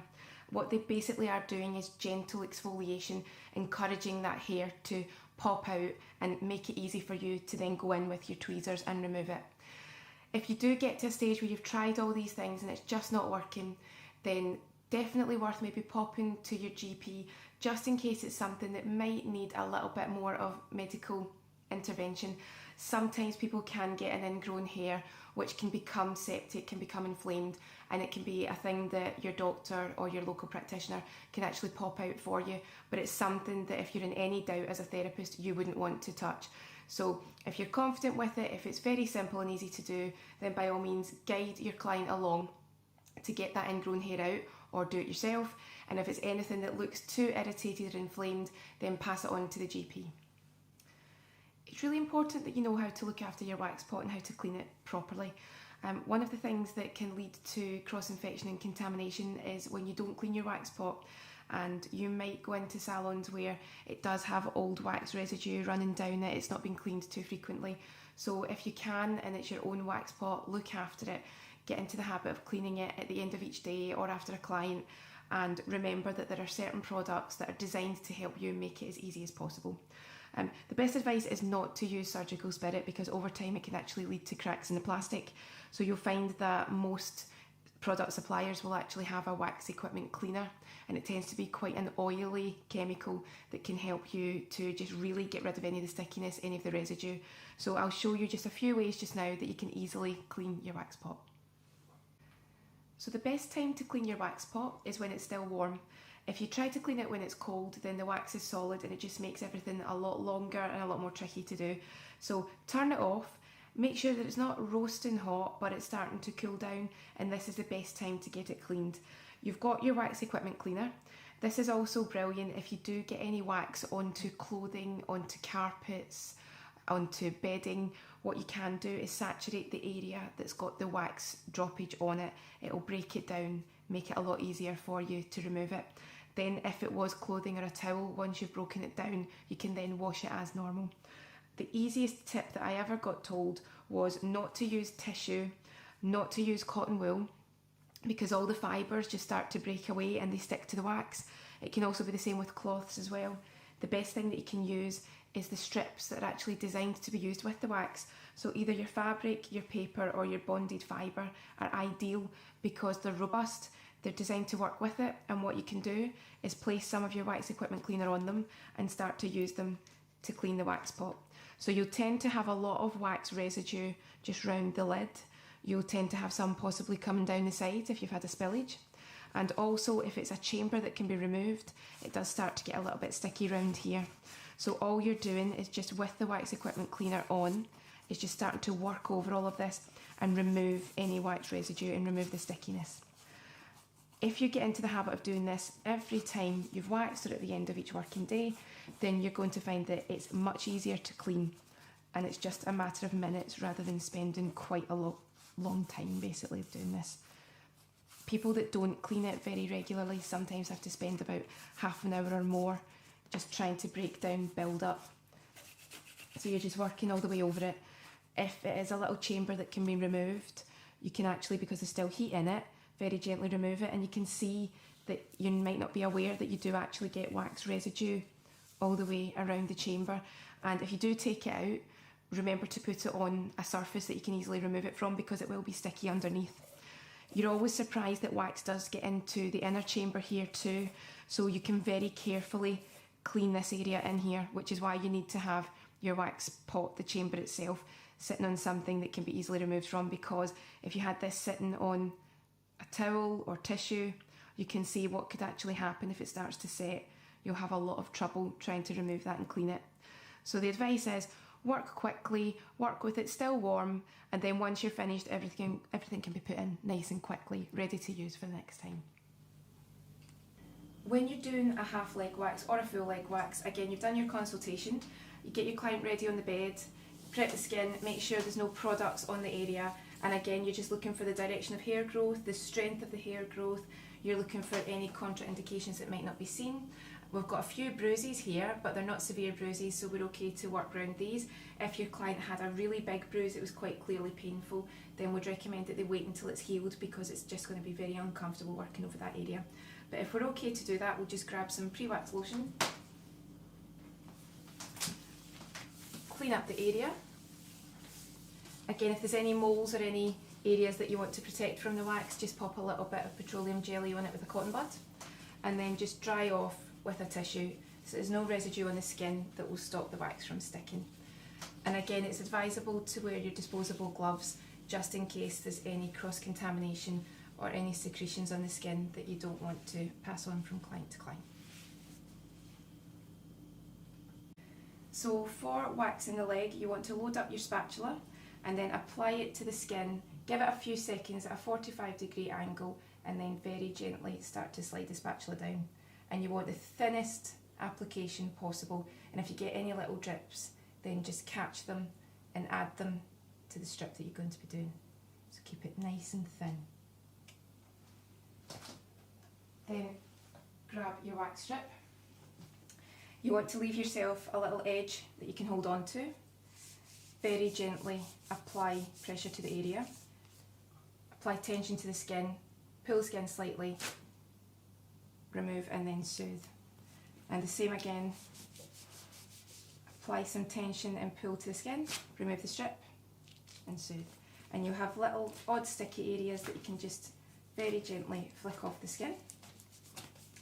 And then you can go over an area twice when you're waxing, and if there's any odd hairs left over, then just grab your tweezers. Make sure they're nice and clean, and just take each individual hair, and if it can, just very gently release. And just take that excess hair onto a bit of cotton wool. You can also use your automatics for this one. So again, grab the hair, use your automatic tweezer, and out it comes. Obviously, if your client had lots of extra hairs here, then it might be that the hairs were just a little bit too short, but once you've worked on the full area, it's normally just little odd hairs here and there. So just working all of your strips down the leg, no more than twice, tweeze any excess out, and then when you're completely finished, your after wax goes onto the area. And here's just an example of what comes out when you actually wax over an area. So you can see all the little hairs are trapped within the wax, and ideally you're looking for hairs that have got a tiny little bulb attached. So these are so fine that you might not see them, but there's a little bulb attached to this one, and there's a little bulb attached to several other ones. So that's ideally what you're looking for. And when you do remove hairs from the root, you've got about 4 to 6 weeks before you need another treatment. When you're waxing the leg can be bent or flat, but when you're waxing the knee, it has to be bent so you can get a good wax over that area. So apply your wax with your spatula, again your 45-degree angle, and you're just very gently manipulating the wax over the knee area. And again, if you get any little thicker patches, then just run over with your spatula and make it the thinnest possible application that you can. So it might take you about 2 or 3 different dips into the wax pot with fresh spatulas each time, just to get that area ready for you. But when you're quite happy that it's nice and thin, then you're just going to apply your wax strip. Again, leave yourself a free edge. Very gently but firmly attach the strip. Pull on the skin with firm tension. Remove and soothe. And again, attach the strip. Tension, remove and soothe. And any little extra bits you can just flick off with your wax strip. And it's a bit too fine to see here. You tend to find that the hairs in that area can be finer, but if we look closely, there's lots of little fine hairs there. And again, no more than twice over the area, and then if you need to, just tweeze individual hairs. So not every client needs toes waxed, so you can ask each client if they do, but if they do have any little hairs there, then you just apply your wax in the direction of the growth, and again the thinnest application possible, and then pop your spatula back or straight into the bin. Just a little inch thick little strip, almost the same as your eyebrow waxing strips. Just a little gentle pressure, tension on the skin, pull, and you can soothe if you need to, but again, any little odd hairs. And we don't have to wax anything here, everything came away. So if you can see, it's very fine hair on that area, but we can see those hairs just on the wax strip. And again, no more than twice on an area, tweeze if you need to, and then soothe with your after wax lotion. When you move to the back of the leg for warm waxing, you'll find that the hair grows slightly differently. So on the front it tends to grow downwards, on the back it grows on an angle, so your wax strips will be tends to be on the angle coming inwards. You don't wax over the popliteal node because you'll cause an instant bruise and it's uncomfortable. And get the base of the ankle done first again, because it tends to be quite a nippy area for a lot of people, so they'd rather get that done first. So applying a strip of wax on the leg, load up your spatula, apply round about this direction. Again, check your individual client, but for most people this is the direction that it tends to move in. Get as thin a strip as possible. And then again, give yourself a free edge to hold on to. Firm pressure. Tension on the skin, remove and soothe. Any little extra areas can just be removed with your wax strip. Again, no more than twice over the area, and tweeze any odd hairs as you need to. Once you're finished, your after wax lotion goes over the full area. Can't really see too much here, but we've got some really fair hairs removed from that strip. Once you've finished your waxing, you're just going to make sure that you're quite happy with the results. Check that there's no contractions, and then just apply your after wax lotion and give your client aftercare. Now, it's really normal to see these red dots. That's just because you've taken the hairs out at the root. They'll fade within a few hours and your client's skin should be back to normal within about 12 to 24. So because the hairs have been removed from the root, the skin's going to be sensitised, so you don't want to put perfumed products on, you don't want to have a hot bath or a shower, no sunbathing, no swimming, no heat treatments, because these are all going to irritate the area and it could cause further irritations. So just treat that area very carefully, don't put anything too constricting on, and then within about a day you're back to normal and you can use your products as normal. Especially avoid fake tan immediately after a wax, because you will actually cause these little dots to colour brown, and that could last until the tan fades. So stay away from that until at least 24 hours later. So you've done your half leg wax and now you're moving on to the upper part of the leg. You get clients that will just want the half leg wax, so it will finish just above the knee. You don't really get clients coming in specifically just wanting the top of the leg. The only reason that you might just do the top is if someone's got quite an uneven hair growth and they might be going on holiday and this part might grow in slower than the upper part. So what you would have done is pre-waxed the area, dried it down so there's no surface residue. You're still checking for visual contraindications. If you need to put any petroleum jelly on any cuts, abrasions, any moles, you can do. And you're just checking the hair growth. So for most people, the hair growth is coming down in straight lines, coming down on the outside, and then it tends to just start to move round slightly here. The other thing that you have to be aware of is that your upper leg does move into the bikini area. So if your client isn't asking for a bikini wax, then you have to say to them that the upper leg wax will stop at a certain area. If they ask you to go higher, then you'll have to price it accordingly. So just make sure that you don't end up doing more of the waxing than they're actually paying you for. So first strip of wax, again, just as usual, you're loading up your spatula and make sure that you have a wax strip underneath, so if there's any drips, it's on the wax strip and not on the client or on your treatment bed. And again, you're just holding for a second just to allow the wax to start to slide off the spatula, and then you're trying to get the thinnest, longest application that you can.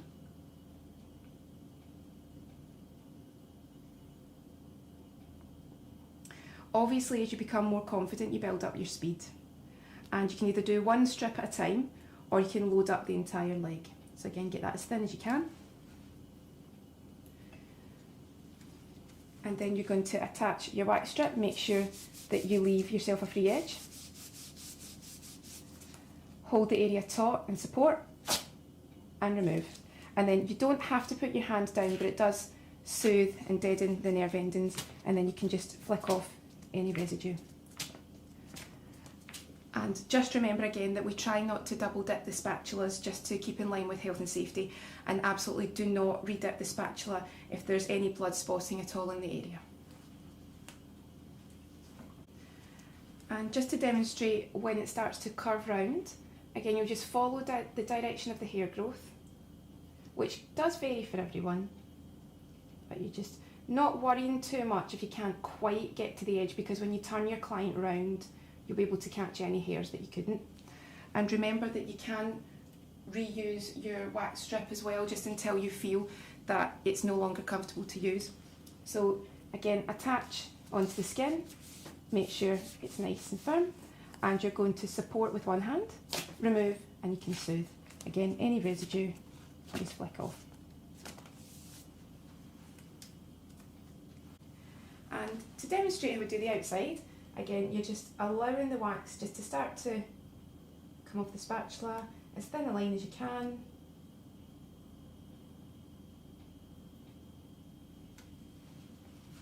And then ensure that you give yourself your free edge again. Attach firmly. Hold the skin tight. Remove and soothe. And again, any little areas that need to be removed, you can do. No more than twice over the area.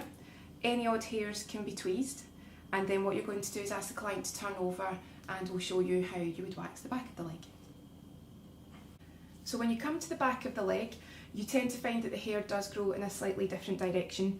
So when we've done the front of the leg, we've tried to get as much of this hair on the outside as we could. You'll soon see when you turn the client over any strips that you couldn't quite reach, and you can grab those much easier now. Then the hair tends to grow in directions which can be sort of coming down diagonally, it can be coming across, and again any hair that we couldn't catch in here becomes a lot easier to get now. What you want to make sure is though that you don't wax over the back of the knee, which is the popliteal node. That can cause an instant bruise and it's quite uncomfortable. So we're very aware that if there was any hair to be removed there, we would do it with caution and even use our automatic tweezers if we had to. So now we'll show you how to remove these sections of hair. Right, so we've got our wax on our spatula, and we are just, as usual, thinnest application that we possibly can. Thin it out if there are any thicker sections.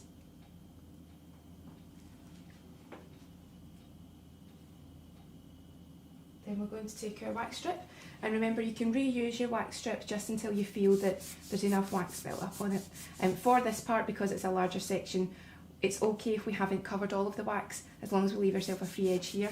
So make sure it's attached. we're going to hold the skin top, remove and soothe, and then we're just moving on to the next part, making sure that it's attached again. Hold top, remove and soothe. So remember that you're always moving the wax strip along the way and you're not moving up, because if you move it upwards, that can be quite uncomfortable for your client and it could cause a bruise. So we're working on the main hair here and it's coming round at a slight angle. So if you've got quite a lot on your spatula and you can start to move along and get a nice area done with it, then you can do that. Again, some people feel that they want to cover the entire leg. It's completely up to you. It's always going to be a lot quicker if you cover it with wax first and then remove. But while you're learning, just one strip at a time until you build up your confidence. And then we're going to apply our strip again. Make sure it's nice and secure. Hold top, pull and soothe. Same again. Hold top, pull and soothe. Remove any little sticky parts and you'll be able to see if there's any hairs that still have to be removed, any extra wax. So we'll just continue up and finish this last bit here. So again, just to show you how you would deal with the hairs that are coming round at a curve, when we had the client lying in the bed and we were doing the front of the upper leg, we would have grabbed as much as we could here. So now we're just catching the hairs that we couldn't quite reach.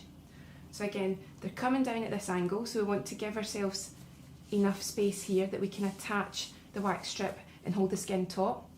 And then again, we want to, it's not always easy to soothe it straight away here, so the main concern is to hold the skin top if you feel that you can't comfortably do it all. And then just remove your stickies again. Like we said before, no more than twice over an area, and if there's odd hairs, you can then begin to tweeze them out. Once we're finished, we're going to, after wax the area, turn the client round and just ensure that we're happy with the results, we've not missed any hair, and then we will give our client their home care and their after care advice. And as we're putting on the after wax lotion here, you can see that we've got a normal skin reaction. We've got a slight redness, a slight erythema, and you can see where the hair's removed from the follicles, and you make sure that you give your client the correct aftercare advice, such as avoiding heat treatments, avoiding going swimming, anything that could irritate the follicles. You want to avoid perfumed products, false tan, and any tight clothing in the area. Just again, for the remainder of the day, everything should be back to normal the following day. Maybe 48 hours to be careful with the area if it's a very sensitive client, but normally 12 to 24 is adequate. So this is just a basic bikini wax, and when you're doing a basic, it's really just what's out with the underwear line. So when you've got your client on the bed, you've already done your consultation and checked for contraindications. You ask your client just to cover themselves so that you're exposing one leg at a time, and you're just looking for any excess hair that's just out with this underwear line here. Anything beyond that becomes a high bikini, and then you get into your specialist bikini waxes. You can ask your client to tuck a tissue in so that you don't damage the underwear with the wax, and then you can use your pre-wax lotion just to cleanse the area, remove any surface oil or dirt, and you're also checking that there's no visual contraindications that you might have missed. You'll see for some people there's a darker growth. Here we've got a very light growth. So now we're just going to take one section at a time. So we'll take the top, then we'll take underneath, and if there's any hairs remaining after 2 attempts to remove, we can always tweeze them out. So when we're waxing the bikini area and the underarm, the standard size of wax strip is just slightly too long. What would happen if you use this? You could be fine, but because it's a delicate area, there's a chance that you could bruise with the removal. So what you want to do is cut your strips to about this size, and the area that's left over you can actually use for facial waxing, lip, eyebrows, things like that. So this is the paper strip that we're going to use today. This is actually bonded fibre, which is a stronger paper strip. Or you've also got your fabric strips, and these ones, as you can see, are actually already at the correct length. So the choice is yours. Just make sure again that it's not too long, or you do run the risk of bruising your client. So when you're applying the wax, it's the same standard procedure. You just want to allow the wax just to start to slide off your spatula, and you're aiming for the thinnest layer possible. If the hair is growing down and it's starting to grow down the thigh, then you can take it in strips and keep moving along, but you might choose to do one strip and then remove, one strip then remove. What you don't want to do is overload the area and then make life complicated for yourself, so do what you feel is comfortable. So then what you're going to do is apply your strip, again making sure that you give yourself the free edge, And then because this is quite a loose skinned area, again like the underarm, you want to ask your client to additionally support. So they'll hold just above the underwear and also just underneath. You can then additionally support and then very firmly remove. If there's any sticky areas, again support and remove, and then you'll know if there's any more hair that you have to remove here. Again, you've got your 2 attempts. Okay, so now we're just going to continue, and again we're just applying any wax to the area here where there's hair to be removed. Just take it over the areas that you need to. If there's no hair there, then obviously you don't have to bother. We're very aware not to double dip your spatula because there can be blood spotting in this area. So we're going to apply the wax strip, make sure it's firmly attached. Again, ask your client to support the area because it is quite a delicate area. We are going to ensure that we're also supporting and then remove. Again, if there's any wax residue, just remove it. No more than twice over the area. We're fortunate there's a very light growth here, so we don't have to tweeze, but if you do, just use either your slanted or your pointed to very carefully get rid of any ingrown hairs. Then what you want to do is give your client their home care and aftercare advice. So you've now finished your basic bikini wax, and we've got just a slight erythema here, so this is a normal reaction. Clients will vary, some people will get much more red than others, some won't get red at all. So now we're just using a very gentle after wax lotion, and we're just making sure that there's no wax residue on the area. It is normal though sometimes for your client just to have a little bit of stickiness, so you'll ask them for the remainder of the day just to wear loose clothing, nothing too tight, and when they do have a bath or a shower, not to use anything that's too perfumed on the area. That's for 12 to 24 hours if they've got a normal skin, but if they're very sensitive, 48 hours. What you also want to ask your client to do is avoid heat treatments on the area. Avoid things like swimming because it's now an empty follicle and they don't want to get any infection. Avoid fake tan in the area because what would happen is you would actually dye the areas where the follicles have been removed and you would cause yourself a bit of discoloration. And then just to take it nice and easy, just treat that area with care for your 12 to 48 hours depending on your skin sensitivity. Then after that, normally your client's good to come back every 4 to 6 weeks. So abdominal waxing for a female is actually a very simple thing, but it's really important to know how to do it because quite a lot of women can feel very self-conscious about this area. Now our model's got a very, very fine hair growth, so she doesn't have a defined line, but what you'll find is some ladies do have quite a dark hair growth and it'll just come straight up in a line from the bikini into the tummy button, and what we can do is just remove it in one easy step. If someone comes to you and this is quite a new thing and they've not had it before and it's quite a recent darker growth, then you might suggest that they go to their GP. It could be a hormone imbalance, but what we'll do just now is pre-wax this area and prepare it for the hair removal.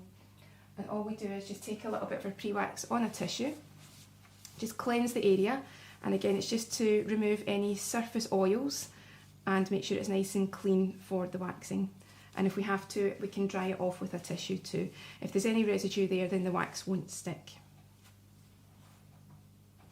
So what we tend to find is that the wax is growing up in one fine line and it tends to grow up from the bikini to the tummy button. So what we'll do is just take a very fine strip, thin it out if we need to.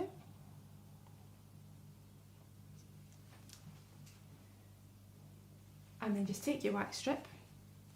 Now, obviously you don't have the same underlying structures on the stomach, so still make sure it's adhered, but do not press too firmly on it because it can be quite uncomfortable. You can still hold the area taut, remove and soothe. Any little stickies can be removed.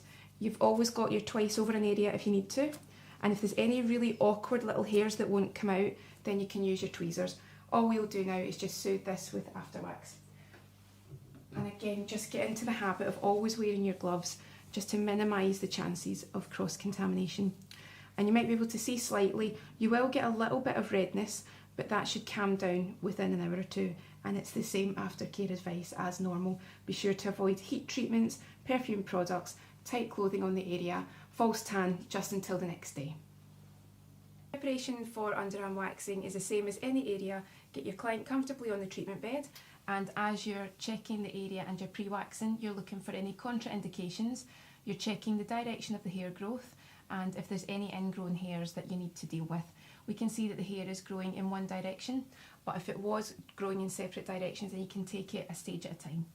What we also want to do is pop a tissue in to protect the client's underwear and just make sure that there's no residue from the pre-wax on the skin. as this would stop the wax sticking. If there is any residue, then we can use a tissue or we can even use some talc. So now we're ready to apply our wax. So we're now ready to apply a thin layer of our wax, and we're using the spatula method.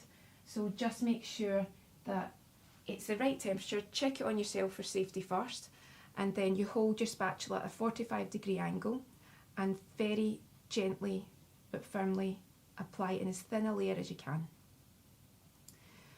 With the underarms, get into the habit of wearing your gloves because there is a small chance of blood spotting, and also don't reuse the spatula, so don't double dip, it should go straight into your bin. And what we'll do now is pop that into our bin, ask your client to support, and what we're going to do is have our wax strip here, which again should be at the correct length. If it's too long, then just trim it back. It should be about this length. Too long and you won't be able to support the skin and you might end up causing a small bruise. So make sure that's attached firmly. We're going to stretch the skin, ask the client to stretch the skin there. Pull and soothe. By soothing, you're trying to deaden the nerve endings. It doesn't work for everyone, but it's best to do that because it can actually detract from any discomfort. There's a tiny little bit of residue here, so what we can do is see if it will come off with the strip. That's perfect. And there's 2 or 3 hairs here, so what we can do is actually tweeze these. But if there was more than that, then we can use the wax twice. If you wax more than twice over an area, you might start to sensitise and cause a bruise. So what we'll do is just tweeze these individual hairs here and then we can soothe. But you can see what came out here. We've got a lot of bulbs, which is perfect. So that means that there'll be no shadow under the skin and it shouldn't grow back, that hair, for about 4 to 6 weeks. It's really simple just to tweeze out the odd hairs. If you need to, you can use your pointed tweezers. We're going to use the slanted ones here, but your automatics can also come in really useful. If the hair is a little bit sticky because of the wax, then you can pop on some of your after wax lotion because you are finished waxing, and it's also great for just instantly soothing the area. We're really lucky that we don't have any blood spotting here, but if we did, we'd be very careful after using the tweezers to make sure that they're sanitised very quickly. We don't want to cross-contaminate. So I'm just holding the skin taut and very gently removing these odd hairs. Some people find that the tweezing is actually more uncomfortable than the waxing. So if that's the case and they don't want to be tweezed, then do your waxing over these little areas. Again, no more than twice on an area. And if there are any little hairs that won't break the surface, then as long as the client's happy that they don't want to be tweezed, then we can just keep it to an absolute minimum. If someone comes to you that hasn't left it long enough between waxing treatments, you might find that there's some patches that grow back quicker. And if it's the first time that someone's coming to you for an underarm wax and they've been shaving, then it might be a little bit more uncomfortable the first time because the hair's blunt. So once they get into the habit, it should become less painful. But everyone is different, so hopefully they'll get into the routine and they'll see that it's actually a finer, softer growth. Your aftercare advice is just to not put anything perfumed on that area for the next 12 to 24 hours. Don't go for any heat treatments, don't go swimming, don't apply any fake tan products, and don't use any antiperspirants because they would all cause irritation and be quite uncomfortable. But the next day, as I say, 12 to 24 hours, 48 if you're very sensitive, you're back to normal. Forearm waxing is quite common, especially if anyone has quite a dark growth. It can be something that does affect self-confidence, and some people prefer to do hair removal because it gives them more confidence wearing short sleeves, any sort of tops in the summer. So when we're doing a forearm wax, the main thing that we want to check is that the client's suitable for the treatment. So again, we're checking for visual contraindications, we're checking for any moles or anything that doesn't look as if it should be waxed over. We're also checking the hair growth, and what we tend to find is that the hair will grow down this way. So we're going to show you 2 different ways that you can remove the hair. So first patches will be very much coming down here. Some people will have a tiny little hair growth on the fingers, so we'll show you how to remove that. For some people, there's a little strip of hair that can be on the outside edge of the hand that we can remove too. And then we ask our client to move their arm and there'll be a strip just down here. When we do a forearm wax, we tend to just go above the elbow, but we're very careful not to go over the elbow bend, the node here, because this will be very uncomfortable and it can cause an instant bruise. But we tend to stop round about here. You would only continue up the arm if someone had a very, very heavy growth.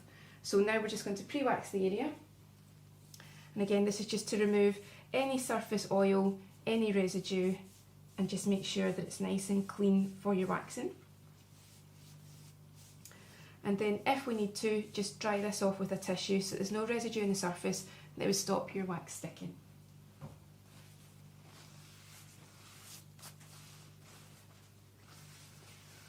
And now we're ready to wax. So if your client does have a little hair growth here, which not everyone does, then just get your inch wide strips and you're just going to apply a tiny little bit of wax in the direction of hair growth. For most people, it tends to be growing down and it's just round about this area here. And just by removing this hair, it can really build up confidence, and because it lasts about 4 to 6 weeks, it's just something that they can get done very quickly and then forget about it. So again, you're still holding it taut, remove and soothe. And because it's a tiny little area, it's done really quickly. You can remove your stickies. If you needed more than 2 attempts at the wax, then you can always tweeze out an individual hair. So we just continue along the fingers, but you don't tend to get any hair on the thumb, so we don't bother doing the thumb. Now, not for every client, but some clients will have a small hair growth and it will grow from the pinky just down here, just a little patch. If that's the case, then apply your wax in the direction of the hair growth and just again get your inch long wax strip, attach, remove and soothe. But this bit tends to be very fine, but it can be quite dark for people, so if you need to take this little part, then please don't forget it. Make sure that all of the hair that's causing the client any embarrassment or affecting their self-confidence is removed. So for the main part of the forearm, the hair is very much coming down at an angle. So what you'll do is just take it a step at a time, but again, be very aware not to go over the elbow node because it could cause an instant bruise and it's quite uncomfortable. So load up your spatula, and you can have a full strip or a 3/4 strip, whichever is more comfortable for you. And again, hold your strip underneath your spatula so you don't get any spillages, and as thin a layer as you can. And we've got some bedroll underneath the client just in case there are any spillages, that we're making sure that it goes onto the bedroll and not onto the towels or onto the client. So if you want, you can take your time and build up over the entire arm, or just do one strip at a time. And then what we do is attach the wax strip, hold the skin taut, soothe once it's all removed. Any little stickies can be carefully removed, and then we just continue all the way down the arm. You tend to find that it naturally stops at the wrist.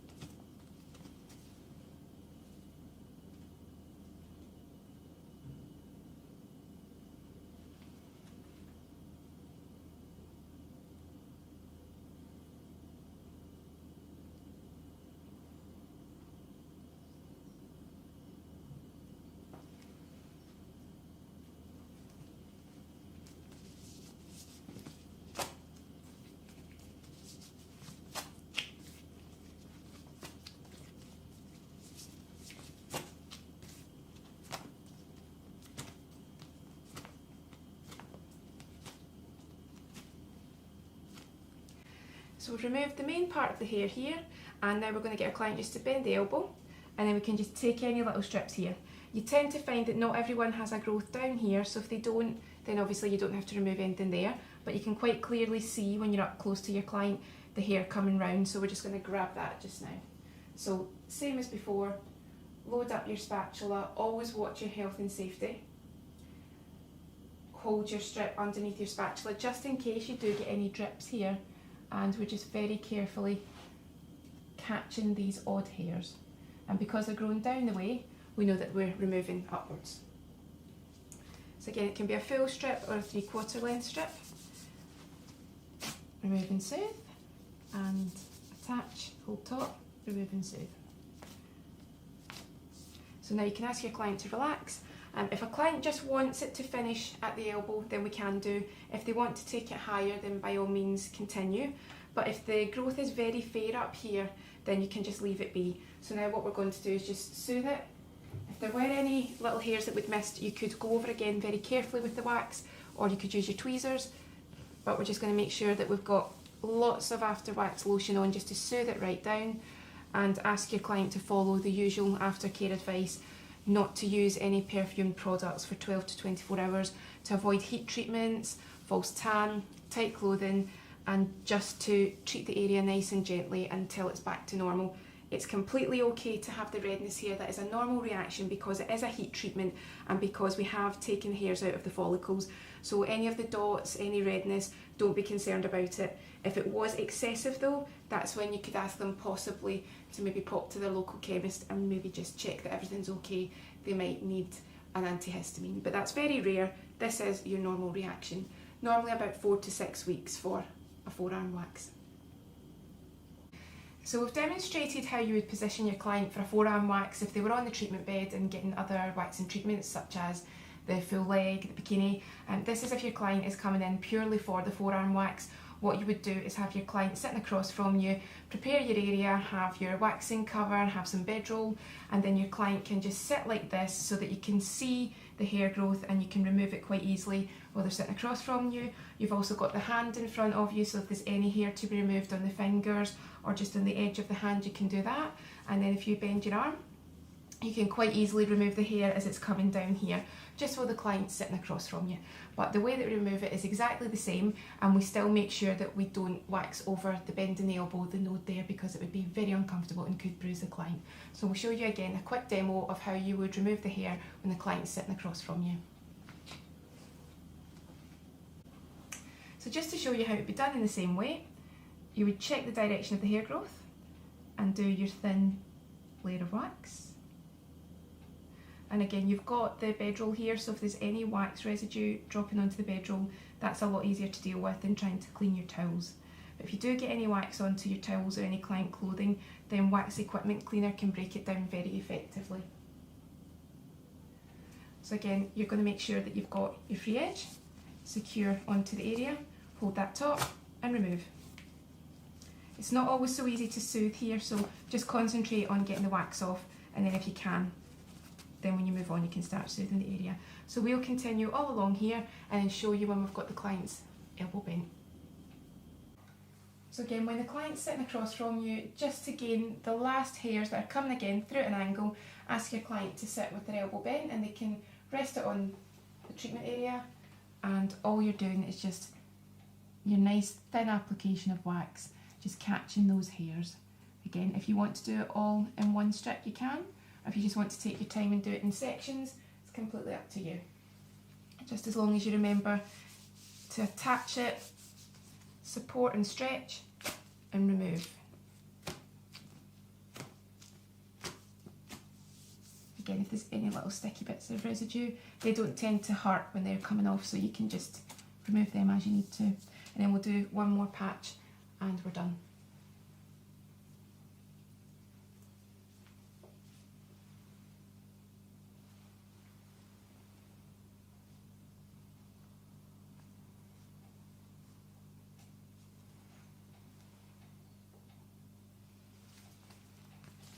Attach, stretch, remove, and if you can soothe. So we can ask our client just to relax your hand again. Just check the treatment area. If you do see any bits of wax that you've missed, you can remove them. Check if there's any little hairs that you want to tweeze, or sometimes you can put just a tiny little bit of wax on an area and remove it. And then once you're done, just as before, your after wax lotion just to cool down and soothe the area, and just like we discussed, give your client their aftercare and home care advice. So for lip waxing, a lot of clients hear a lot of different things about, can waxing make the hair grow in darker? Once I start, can I never stop? The truth is, everyone's different. What we believe is that you can't make a hair grow back if it wasn't going to. Waxing can't make hairs grow darker. Now, there'll be obviously lots of different variations, hormone imbalances, but if a client does have hair in this area that they're not comfortable with, it's very quick and easy to remove via waxing. So you'll consult with your client, you'll check how much hair and in which direction, but it tends to be always growing downwards and downwards. And then if there's any hair here, it tends to also sort of grow down. But what we do say to our clients is, if you don't need an area waxed, then why start? So if the hair was only growing from here to here, then just wax that area. If there's no hair here, we don't have to cover that. If there's no hair in the middle, we don't have to cover that either. So for our client here, it's very, very faint hair, but we'll just do a tiny section here, but talk you through what we would do if a client did need the full lip wax. So right now we're just pre-cleansing to remove makeup, surface oil and any dirt. And then what we'll do next is show you exactly how we would apply the wax. So to apply the wax to the lip area, as we were saying, you would apply where necessary. So if there's not hair there, then we don't have to apply it on that area. Just go for the areas that have the hair to be removed. We treat the middle separately. So you would just start from the dimple and you would apply a thin layer following the lip down to where the hair stops. You're trying to make sure that you don't get any wax onto the lip because that can be quite sensitive. So we're just going to wax just this outside area where there's some very, very fine hair. And what we can ask our client to do to support the underlying area is just to pop the tongue just under that area of the lip going into the cheek. And what that does is it supports it, and because it's quite a loose skinned area, by popping the tongue under there, you pad it out and you make it just a little bit more comfortable to be waxed. So if you can pop your tongue right under there, might feel silly to the client, but it's really effective. And again, we've got our inch long strip. We want to attach it and we want to hold the skin taut, soothe and remove. So again, it's just an instant sort of uncomfortable sensation for the client, but it's done so quickly, over and done within a second. You've obviously got your 2 attempts on the area, and again, you can get quite wiry hairs there, so you can get your tweezers in and just tweeze out any odd hairs if you have to. And what you also find is you might get your redness there. Again, that's normal. It calms down within an hour or two. You can ask your client to avoid makeup, but if they did feel that they wanted to put any mineral makeup on, then a lot of ranges actually have added ingredients that can be quite beneficial. One thing just to add, because our client doesn't have any hair in the central area, when we're doing the other side, we'll obviously be working down here, but if the hair's growing downwards, what we don't want to do is apply it down and then remove it up, because you've got the danger of hitting the client in the face, hitting them in the nose. It can be quite uncomfortable.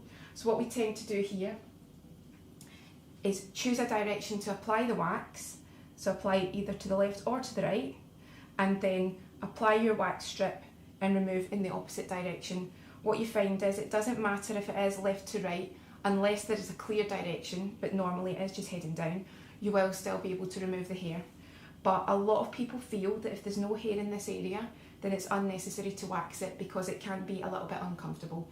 So you decide what's best for you and your client, but always remember though to soothe, do your full after wax lotion, soothe that area and give them the full aftercare so they don't do anything that could irritate that area. Again, with waxing, everyone's hair growth is different, but you're talking about 4 to 6 weeks before they need another treatment. Now, this is just a quick demonstration of waxing if your client had any hair on their chin. Now, in all honesty, our client here doesn't have hair on their chin, but we thought it would be useful to show you the way that you would deal with this, so if any clients do come in, you're able to treat them and you don't feel that it's something that you have to turn them away for because you don't know how to approach it. So as usual, you would consult with the client, check for any contraindications, and then give the area a quick pre-cleanse. Now, what you find is hairs on this area tend to grow outwards, so they don't particularly have a direction of hair growth. So what we would do is apply the wax downwards and then support underneath and remove upwards. So just to explain that and give you a quick demo, just load up your spatula, and again, if you did need to put petroleum jelly on anything just to protect it, of course do that. If there was a hair growing out of a mole, don't touch it, just err on the side of caution. But if there was a little hair, then you would just put the tiniest amount of wax on it, downwards. Always twist your spatula if there's any little sticky parts. And then your inch thick strip, attach it. You can just pull down on the chin for tension and remove. And what you would find is the hair would come out absolutely no problem at all. Having said that, sometimes hairs, if they're getting a little bit more wiry, and sometimes it's the grey hairs and the white hairs that are the worst, sometimes they're very, very tricky to get out. So if you've had your 2 attempts on them and they're not budging, then you can use your tweezers. Sometimes people feel that they then want to go down the electrolysis road or the laser hair removal road, so each individual would be treated as their own case.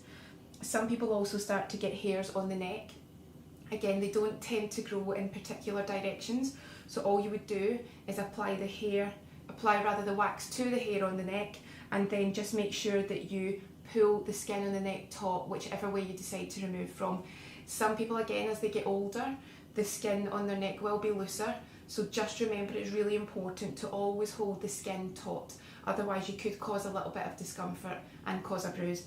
So what we'll do now is just soothe that little area, some after wax lotion, and just as with any other waxing, you would give your client the suitable home care, aftercare advice, particularly on the face, it is to avoid makeup on that area.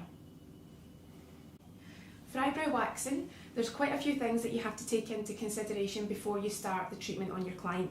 The obvious thing is, what is the natural eyebrow shape? So we've got a great natural shape here. We can see that our model has a very nice defined shape, not too thin naturally. It has a natural arch to it, and we can see here that there's just some hairs that need to come out from underneath. There's not really any hairs above that we have to work on. With eyebrow waxing, if you're not too confident, you don't want to wax above anyway in case you take away the high point and change the shape. But the things that we want to look at are the client's natural eyebrow shape, the client's age, because a thinner eyebrow as you get older can be quite aging, and also fashion. It's very fashionable just now to have your natural thicker eyebrows. Also the natural face shape, the eyebrows have got to balance out the eyes. There's quite a lot of things to take into consideration. So we can ask our client to hold a hand mirror where we chat through the shape, their expectations and the requirements. But basically what we need to remember is the eyebrows should start just where the edge of the nose is, so anything beyond has to be removed from the middle. And we can see here that we've got a pretty much perfect finish here, so there's only going to be some fine hairs that will come out with the wax here. The edge of the eyebrow should be just at the outer edge of the eye, again just beside the nostril. So again we can see that there's not any excess hair that has to be removed from here, it's just really the hair underneath. But what we do ask our client to do just for the first consultation is to look straight ahead, and we want to make sure that the high point of the eyebrow is on par with where the pupil is in the eye. And again, we're very lucky here that our client has a very good natural shape, and that is indeed the fact there. We've got a nice arch where it should be. So now we're going to cleanse the eyebrows, cleanse the area and prepare for the waxing treatment. So before we think about applying any wax to the area, we need to make sure that it's nice and clean, free of makeup, free of any surface oil, dirt, debris. So you'll just take some pre-wax on your cotton pad and just make sure that it's nice and cleansed. If there's any residue there, then tissue it dry, because your wax basically won't adhere if there's still any moisture on the skin. If you're very unsure about waxing eyebrows and it's something that's new to you, then what you can do is just apply some petroleum jelly with a cotton bud just over the main body of the eyebrow, and that means that the wax won't stick to that because it's oil. It gives you safety, so that if you are worried that you might take a bit off that you didn't intend to, it's impossible. And then when you gain confidence and you get faster and more confident with your waxing, you then get to the stage where you don't have to put the petroleum jelly on anymore. Now, some people do the waxing and then check if they need to trim any hairs, other people do it first, but it's a great idea if your client has very long eyebrow hairs to brush them up.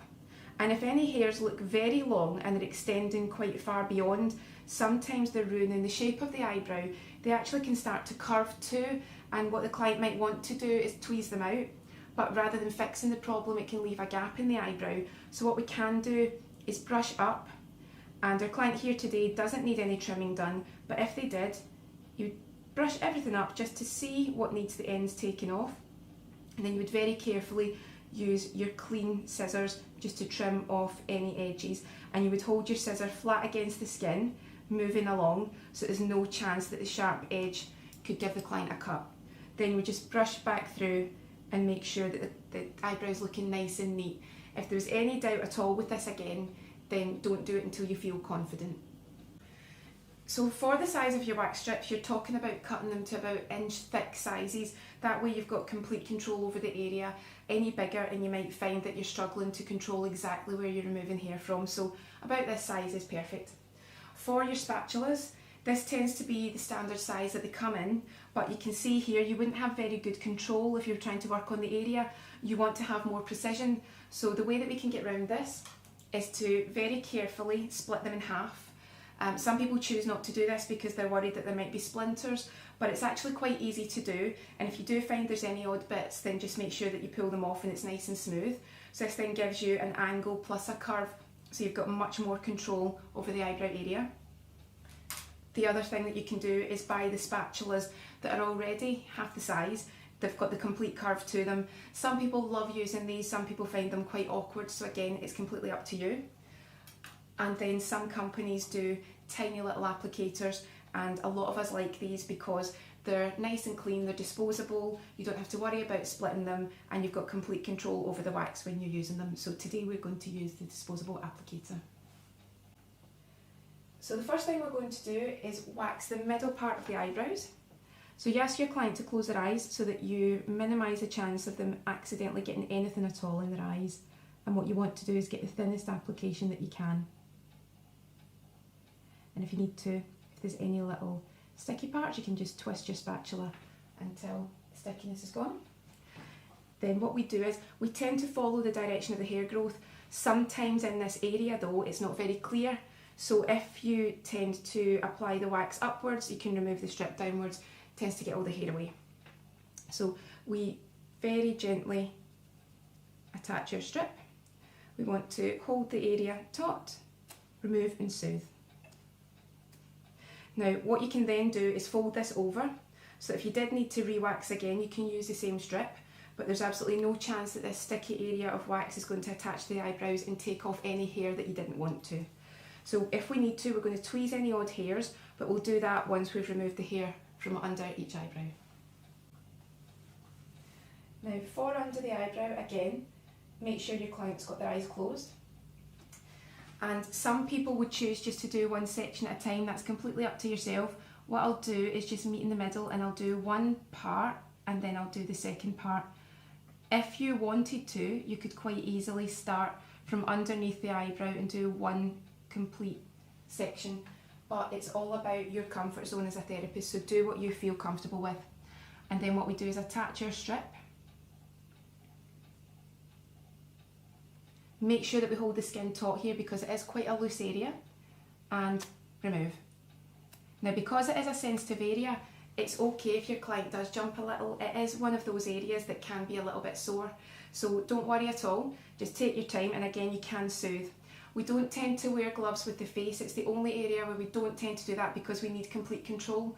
But again, if you really felt that you needed to, then obviously go ahead. And what we'll do next is the second little area just under here. So again, just take a little bit of wax on your spatula. Again, you want to have complete control over the amount of wax that you've got on your spatula, so don't overload it. You can hold the eyebrow taut, control exactly where you want that wax to go, twist it if there's any little sticky strands. And what you can do is either fold over the strip that you've used, and again the sticky part's here, so there's no way that that can go onto the eyebrow and take off any hair that you didn't want to. Or if you didn't have the confidence to do that, just take a fresh strip, hold it nice and taut, attach and remove. And now any excess hairs, there's maybe one or two little hairs to tweeze, we can do that after we've done the other eyebrow. So once you've done your waxing, you'll notice that you've got redness here, erythema. That's a normal reaction. Obviously it's because of the heat of the wax, it's because you've taken off the very top dead layer of cells and you've taken the hairs out at the roots. So For this reason, it is going to look a little bit red, but it varies from person to person. The best thing to tell your client is that it's temporary, it lasts from an hour to a few hours. If you're ultra sensitive, it might last for the end of the day. But what you do is you can either do your tweezing and then soothe, or it can be quite nice to start soothing first and then any odd tweezing. So it's some after wax lotion just now, just to start cooling it down, take away any stickiness, and then you can start to see if there's any tweezing that has to be done just to finish off and tidy up the eyebrows. If there was still some bulk of hairs, maybe any fine hairs, you could use your automatics. These aren't good for precision hair removal, but they're great just for grabbing any hairs that might be left over that aren't ruining the shape. There may be just some bulk around the middle. And then you can wipe off your tweezers on a tissue. If there was a tiny little hair that was just breaking the surface, we don't have any here at the moment, but we can try just a little hair here, then your pointy tweezers are ideal. Again, what you do is hold the skin taut, have the pointy tweezers against the skin, not digging into the skin, and very gently remove the hair in the direction of hair growth. So there is a little hair here that we can just very gently grab.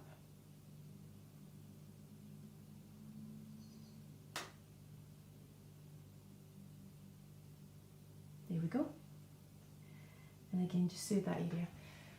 And you've then got probably your most common tweezers that you'll turn to, your angled tweezers, and you're just checking the shape. And if there are any hairs that you feel are just taken away from the nice new shape that you've created, then just take your angled tweezers and take out each individual hair at a time. Keep checking the eyebrows for balance to make sure that you don't work too much on one and not the other. It's hard if you do get one eyebrow perfect and then you try to replicate it on the other side.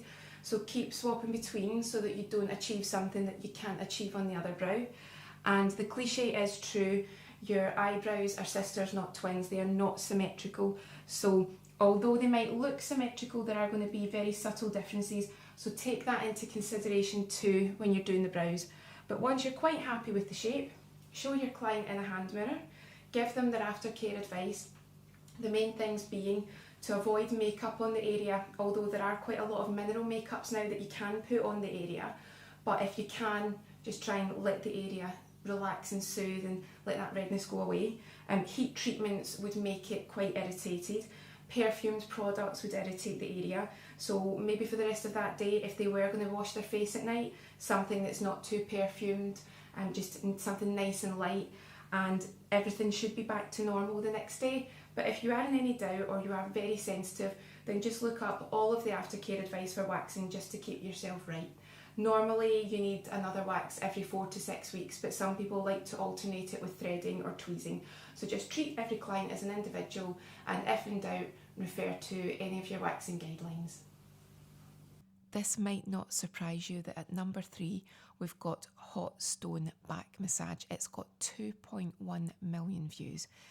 I think if you like watching massages and you're curious to see how the hot stones would work for relaxation purposes, or maybe because you're training or you need a refresher, it's no surprise why people choose to watch that. It is a relaxing treatment to have done, and sometimes when you're watching the video, you almost feel hypnotised by watching how it's done, and then you can almost feel as if it's you that's having the treatment. We're working on the treatment. So we've already applied the oil. You can do some very gentle warming, skin warming movements again. You can do some effleurage, some pétrissage, just enough so that again it's not too much of a shock to the skin if you just go in with intense heat. And then when you're ready and you've warmed it up, you've already got your stones outside of your water. Again, if they feel really, really hot, then just keep turning them in your hands. If you want to introduce the heat through your hands first, then the first thing you can do is actually have the heat of the stone still there and just start to do your massage. And again, a few more turns of the stones in your hands, place them down safely where they're not going to touch the skin, and the residual heat within your hands is a lovely introduction. Then when you are ready to use your stones, you don't want to start at the base of the back because it's very sensitive and it's almost guaranteed that intense heat will make your client jump. So up at the top of your back, it can take more heat. So this is where you want to start. So keep moving, Don't stop at any point, because if the heat builds up in one area, it can start to really irritate your client, could even burn. So start at the top rather, keep moving, flip the stones so that it's a nice even continuous heat, and just begin your movement. So you can do effleurage, just move over the areas, and again treat the stones as an extension of your hands. So whatever you do, it's a deeper move because of the stones and because of the heat. Once you've done this a few times, you can start to move round and just take the stones wherever you want to. Again, you don't want to work directly over the spine, but everywhere else can just be an extension of what you would normally do in, say, a Swedish. So we can do effleurage, we can do palmar kneading.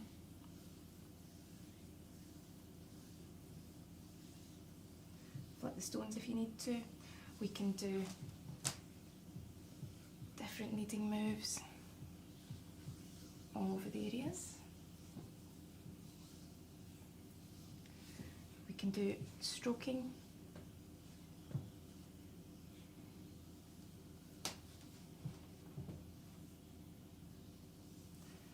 And some really nice stretching moves. And again, you're trying to sense when the heat is starting to leave the stones, and when you feel that they're starting to get a bit cool, that's when you start to place them and move on to your next stones. And you start with your larger stones first if you want to on the back, but there are so many different ways of doing it. This is just one particular way. You can stretch out that area. So when we feel that we're losing the heat in these, you can very gently place them, and then you grab your next two. Same idea again. They've been sitting out just for a moment or two, so they're not roasting hot, and they're also dried so that they don't become an oily, watery mess on the back. So you can turn in your hands just to get the heat. If you want to start again just with the heat in your hands, same as before, just to introduce. And then when you're ready, just start at the top of the back. And what you can also do now is use the edges of your stones if you want to just work doing any circles to get rid of any nodules, any tightness. So you can do that and then use your stones just to drain. We can also slide the stones around the neck and the shoulders.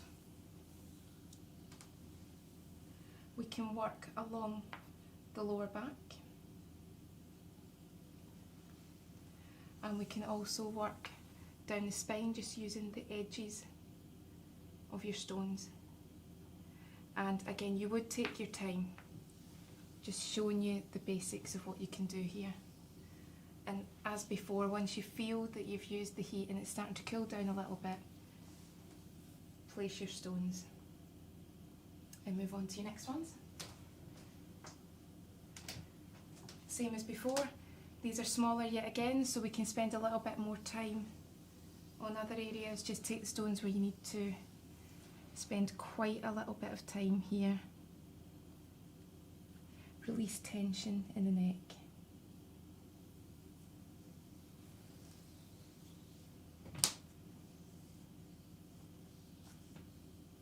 What you can also do is take the heat over the arms up to the elbows, and it's a lovely sensation for your client because that skin will be quite cool in comparison to the skin that's been warmed up by the stones. And again, once you're finished, pop your stones along the back. They start to lose their heat, but when you're working on the area, it's still a lovely sensation for your client. And then when you are finished, you can take away the sacral stone, you can pop the towel over, do everything that you need to do to prepare your stones for the next part, and then when it's time to move the client, that's when you can gently remove each stone. A little addition for the back that not everyone does is to use the longer stones, and these are great for really spending a lot of time working on specifics, especially around about the scapula, just in the shoulder blades, and you can really get in there and spend a lot of time trying to break down any knots and nodules. It's also really good for these ones to spend a bit of time working down the spine, so you might want to use these before you've placed your other stones. They're also ideal if someone really does suffer quite badly with tension at the base of the back. And the other thing that these are ideal for is you can really scoop in much easier than you can with the standard stones. You can scoop right in to the neck at the clavicle area. And then when you're finished with these stones, you can actually just pop them round about this area and just let the heat sink into what can be quite a tense area. If you really wanted to spend quite a lot of time on your client, you can ask them to move their hand behind their shoulder and it'll raise up the scapula, and you can really get into the gap that you can see when they move and spend a lot of time just easing up tension there. At number 2, with 2.2 million views, it's how to give a basic hand and arm massage. Now, what I think is quite unusual about this is it's the first video I ever uploaded, so it was my introduction to YouTube and my attempt at seeing if this channel could actually do something. I was teaching private clients at the time, and it was to enhance their learning and to remind them of what we had actually gone through in our training course. I don't think I'll ever get used to the fact that my first ever video did so well, and I'm ever so grateful for it. I'll never stop being grateful. So yes, I'm very proud of the fact that the first video uploaded is currently at 2.2 million views, so thank you. You don't want to drop liquids or take the chance that there's any spillages. Again, just be careful with any creams. They do have lots of lovely ingredients. They can have aromatherapy oil ingredients, but you might again have some oils that have got nuts within them, and you don't want to cause anyone any allergies. And I think my favourite massage medium at the moment is massage balms. They are oils in a balm form, and you start working with them and they go from balm form to oil incredibly quickly. You can have unscented, and then you can have any scents that you like. You get some that smell citrusy, some smell spicy and festive. They're great, really love them. You also want to have a spatula so that you're not dipping your fingers in. Cross-contamination, we want to avoid that. Finally, just a piece of tissue where your oils are, so again, if there's any spillages, it's on the tissue and on the towel and not on your table. And now we're good to go. Right, so the first thing we're going to do is use our massage cream. I'm going to use a spatula so that we don't cross-contaminate our product. And then always put your lid back on when you're finished, because there's airborne bacteria and there's dust particles in the air. So as soon as you're finished with it, lid back on. Also means that if you accidentally spill it, it's going to be covered by the lid and you're not going to lose half of your product. We're just covering the hand and arm just now in the massage cream, and I'll just get you to turn your arm round. And what we're doing just now is making sure that there's enough coverage that we don't drag the skin and make it uncomfortable. While I'm warming up the skin, I'm also checking for any contraindications, any cuts, any abrasions, anything that looks like it might be a little bit suspicious and means that we don't want to do the massage. But everything looks perfect here. So now we begin and we just do some nice light effleurage. It's a linking move, it's a skin warming move, it heats up the tissues. The way that we do it is we just slide our hand up the client's hand, slide up to the elbow, and slide back down again. Not only is it relaxing for the client, but it's starting to warm up the area. It prepares them for further treatments, and it's also helping to boost the circulation and boost lymphatic drainage. The slower and deeper you do the move, the more relaxing it is for the client. Normally we do moves about 3 to 6 times. So when you've done that enough, just gently turn the arm round and repeat same way. Just taking your time, sliding up and back. You'll probably find if it's the first time someone's been massaged, they're stiff and resisting a little bit, but as time goes on, they'll relax into it, and normally people comment about how nice it feels. So then you gently turn the arm back again, and we can do a little bit of massage around the wrist bones, and these are the carpal bones.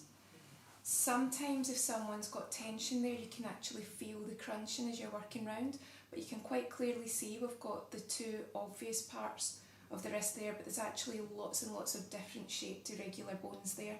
So when you're working round doing little thumb circles, you can actually feel them. Have a firm pressure, but not to the point where it actually hurts the person. But if it's too light, it just feels tickly and it's irritating and not relaxing at all. So nice little thumb circles, deep enough that you can actually see the pressure, and it's quite normal as well to maybe get a little bit of redness, which is called erythema. Just means that you're bringing blood to the surface and boosting the circulation, getting nutrients and oxygen to the skin's surface. Once we've done that, we start working down the metacarpals. These are the hand bones, and we're just using very, very gentle thumb, almost frictions here, and we're just working down the gaps in between the metacarpal bones. And as we work down, once we get to the fingers, we just slide up, and again, this is helping to boost the circulation and get rid of any rubbish, any toxins, boosting that lymphatic drainage. It also feels really relaxing for the client. Once you've done that, you can do some very gentle pulls on the fingers, and your finger bones are called your phalanges. Really, really gentle finger pulls, and you're just using your index and middle finger to very gently tug on those fingers. We don't bother with the thumb. And then we can actually do, which is almost like a chopping move using the same fingers, and you're just very gently pulling the client's finger and relaxing and easing off any tension as you go. And again, you can repeat these moves between 3 and 6 times, the slower the better. You can do a hand massage if you're doing a manicure. You can do it just after maybe you've done an exfoliation, or you can do it just after a hand mask, or if you just want to relax in the house, it's really, really nice just to do it anytime. If someone's got quite a hard manual job or they're a typist, you don't realise the tension that you hold in your hands, so it's really nice just to get someone to do a little hand and arm massage on you. So we turn around the hand now, and the client can keep their hand like this, or if they want to, they can completely relax their arm, and we can actually start to do a little bit of lymphatic drainage here. And all we're doing is alternating our thumbs from the wrist to the elbow, and it's loosening off any toxins, any waste that's there, and then just by simply pushing your arm along just to the elbow, you're releasing that and encouraging it to flow into the lymphatic system. Feels really relaxing, this move. It's a really nice one. And again, 3 to 6 times is plenty. Talking about obvious signs as well, if someone had recently broken a bone in their arm, you obviously wouldn't want to do anything related to massage because there's healing going on there. And if anyone had had a recent hand or arm operation, again, you don't want to touch it for at least 6 months because it might look fine on the surface, but there's healing going on inside. So now we move on to the hand, and very, very simple circles with your fingers is a lovely relaxing massage technique here, and then you just slide off at the thumb. Again, you don't realise the tension that you carry in your hands, so it's a really nice one for easing it off. And then we can do a similar move where we use our thumbs to just sort of get in there and knead the area, and you can either do them both at the same time or you can alternate. And again, it feels really nice because you don't think about all the tension that you're carrying there. You're writing every day, you're carrying things every day. So just to spend a little bit of time easing that off feels great. So once you've done that, you can just finish off by the move that we started with again, which is your effleurage. And you'll notice that from the start to the finish, you start to build up heat in your hands. The client has really started to relax. They might even have fallen asleep. And then once you've turned their arm round, do again about 3 to 6 moves, it's up to you. And then to finish off, both hands together when you get to the wrist, and just very gently slide off. And then we can pop the client's hand down. If we need to, if we feel that there's any residue there, we can use our towel on our table and just pat it off. Or if you still felt that you'd used maybe a little bit too much oil, you could get some sponges and some water and very gently sponge it off, and then dab it with a tissue or with the towel. And that is a very, very basic, very easy hand and arm massage. And at number 1, it does surprise me With 7.4 million views, it's warm waxing techniques and it's the underarm. Now, I have a few theories about this. A lot of people do want to know how to wax the underarm effectively, but I also think this went viral somewhere. So in some shape or form, I'll never know. I think it must have been shared in a capacity where it actually just became viral somewhere. It might even have been some sort of Rick-rolling thing, who knows. But yeah, it's a lot of views for that. And it just goes to show that the top 10 is a mixture of hot stones, aromatherapy, Indian head, and waxing. So people that like them really like them, and I am so thankful for it. So there you go, that is our top 10. We're just shy of 20 million views on them. Do you watch any of these videos? Do you find them go-tos that you keep going back to again and again? I would love to know. Or if there's another video that you watch that's not in the top 10, let me know. Have a great day and I'll see you again soon. There is a small chance of blood spotting, and also don't reuse the spatula, so don't double dip, it should go straight into your bin. And what we'll do now is pop that into our bin, ask your client to support, and what we're going to do is have our wax strip here, which again should be at the correct length. If it's too long, then just trim it back. It should be about this length. Too long and you won't be able to support the skin and you might end up causing a small bruise. So make sure that's attached firmly. We're going to stretch the skin, ask the client to stretch the skin there, pull and soothe. By soothing, you're trying to deaden the nerve endings. It doesn't work for everyone, but it's best to do that because it can actually detract from any discomfort. There's a tiny little bit of residue here, so what we can do is see if it will come off with the strip. That's perfect. And there's 2 or 3 hairs here, so what we can do is actually tweeze these. But if there was more than that, then we can use the wax twice. If you wax more than twice over an area, you might start to sensitise and cause a bruise. So what we'll do is just tweeze these individual hairs here and then we can soothe. But you can see what came out here. We've got a lot of bulbs, which is perfect. So that means that there'll be no shadow under the skin and it shouldn't grow back, that hair, for about 4 to 6 weeks. It's really simple just to tweeze out the odd hairs. If you need to, you can use your pointed tweezers. We're going to use the slanted ones here, but your automatics can also come in really useful. If the hair is a little bit sticky because of the wax, then you can pop on some of your after wax lotion because you are finished waxing, and it's also great for just instantly soothing the area. We're really lucky that we don't have any blood spotting here, but if we did, we'd be very careful after using the tweezers to make sure that they're sanitised very quickly. We don't want to cross-contaminate. So I'm just holding the skin taut and very gently removing these odd hairs. Some people find that the tweezing is actually more uncomfortable than the waxing. So if that's the case and they don't want to be tweezed, then do your waxing over these little areas. Again, no more than twice on an area. And if there are any little hairs that won't break the surface, then as long as the client's happy that they don't want to be tweezed, then we can just keep it to an absolute minimum. If someone comes to you that hasn't left it long enough between waxing treatments, you might find that there's some patches that grow back quicker. And if it's the first time that someone's coming to you for an underarm wax and they've been shaving, then it might be a little bit more uncomfortable the first time because the hair's blunt. So once they get into the habit, it should become less painful. But everyone is different, so hopefully they'll get into the routine and they'll see that it's actually a finer, softer growth. Your aftercare advice is just to not put anything perfumed on that area for the next 12 to 24 hours. Don't go for any heat treatments, don't go swimming, don't apply any fake tan products, and don't use any antiperspirants because they would all cause irritation and be quite uncomfortable. But the next day, as I say, 12 to 24 hours, 48 if you're very sensitive, you're back to normal.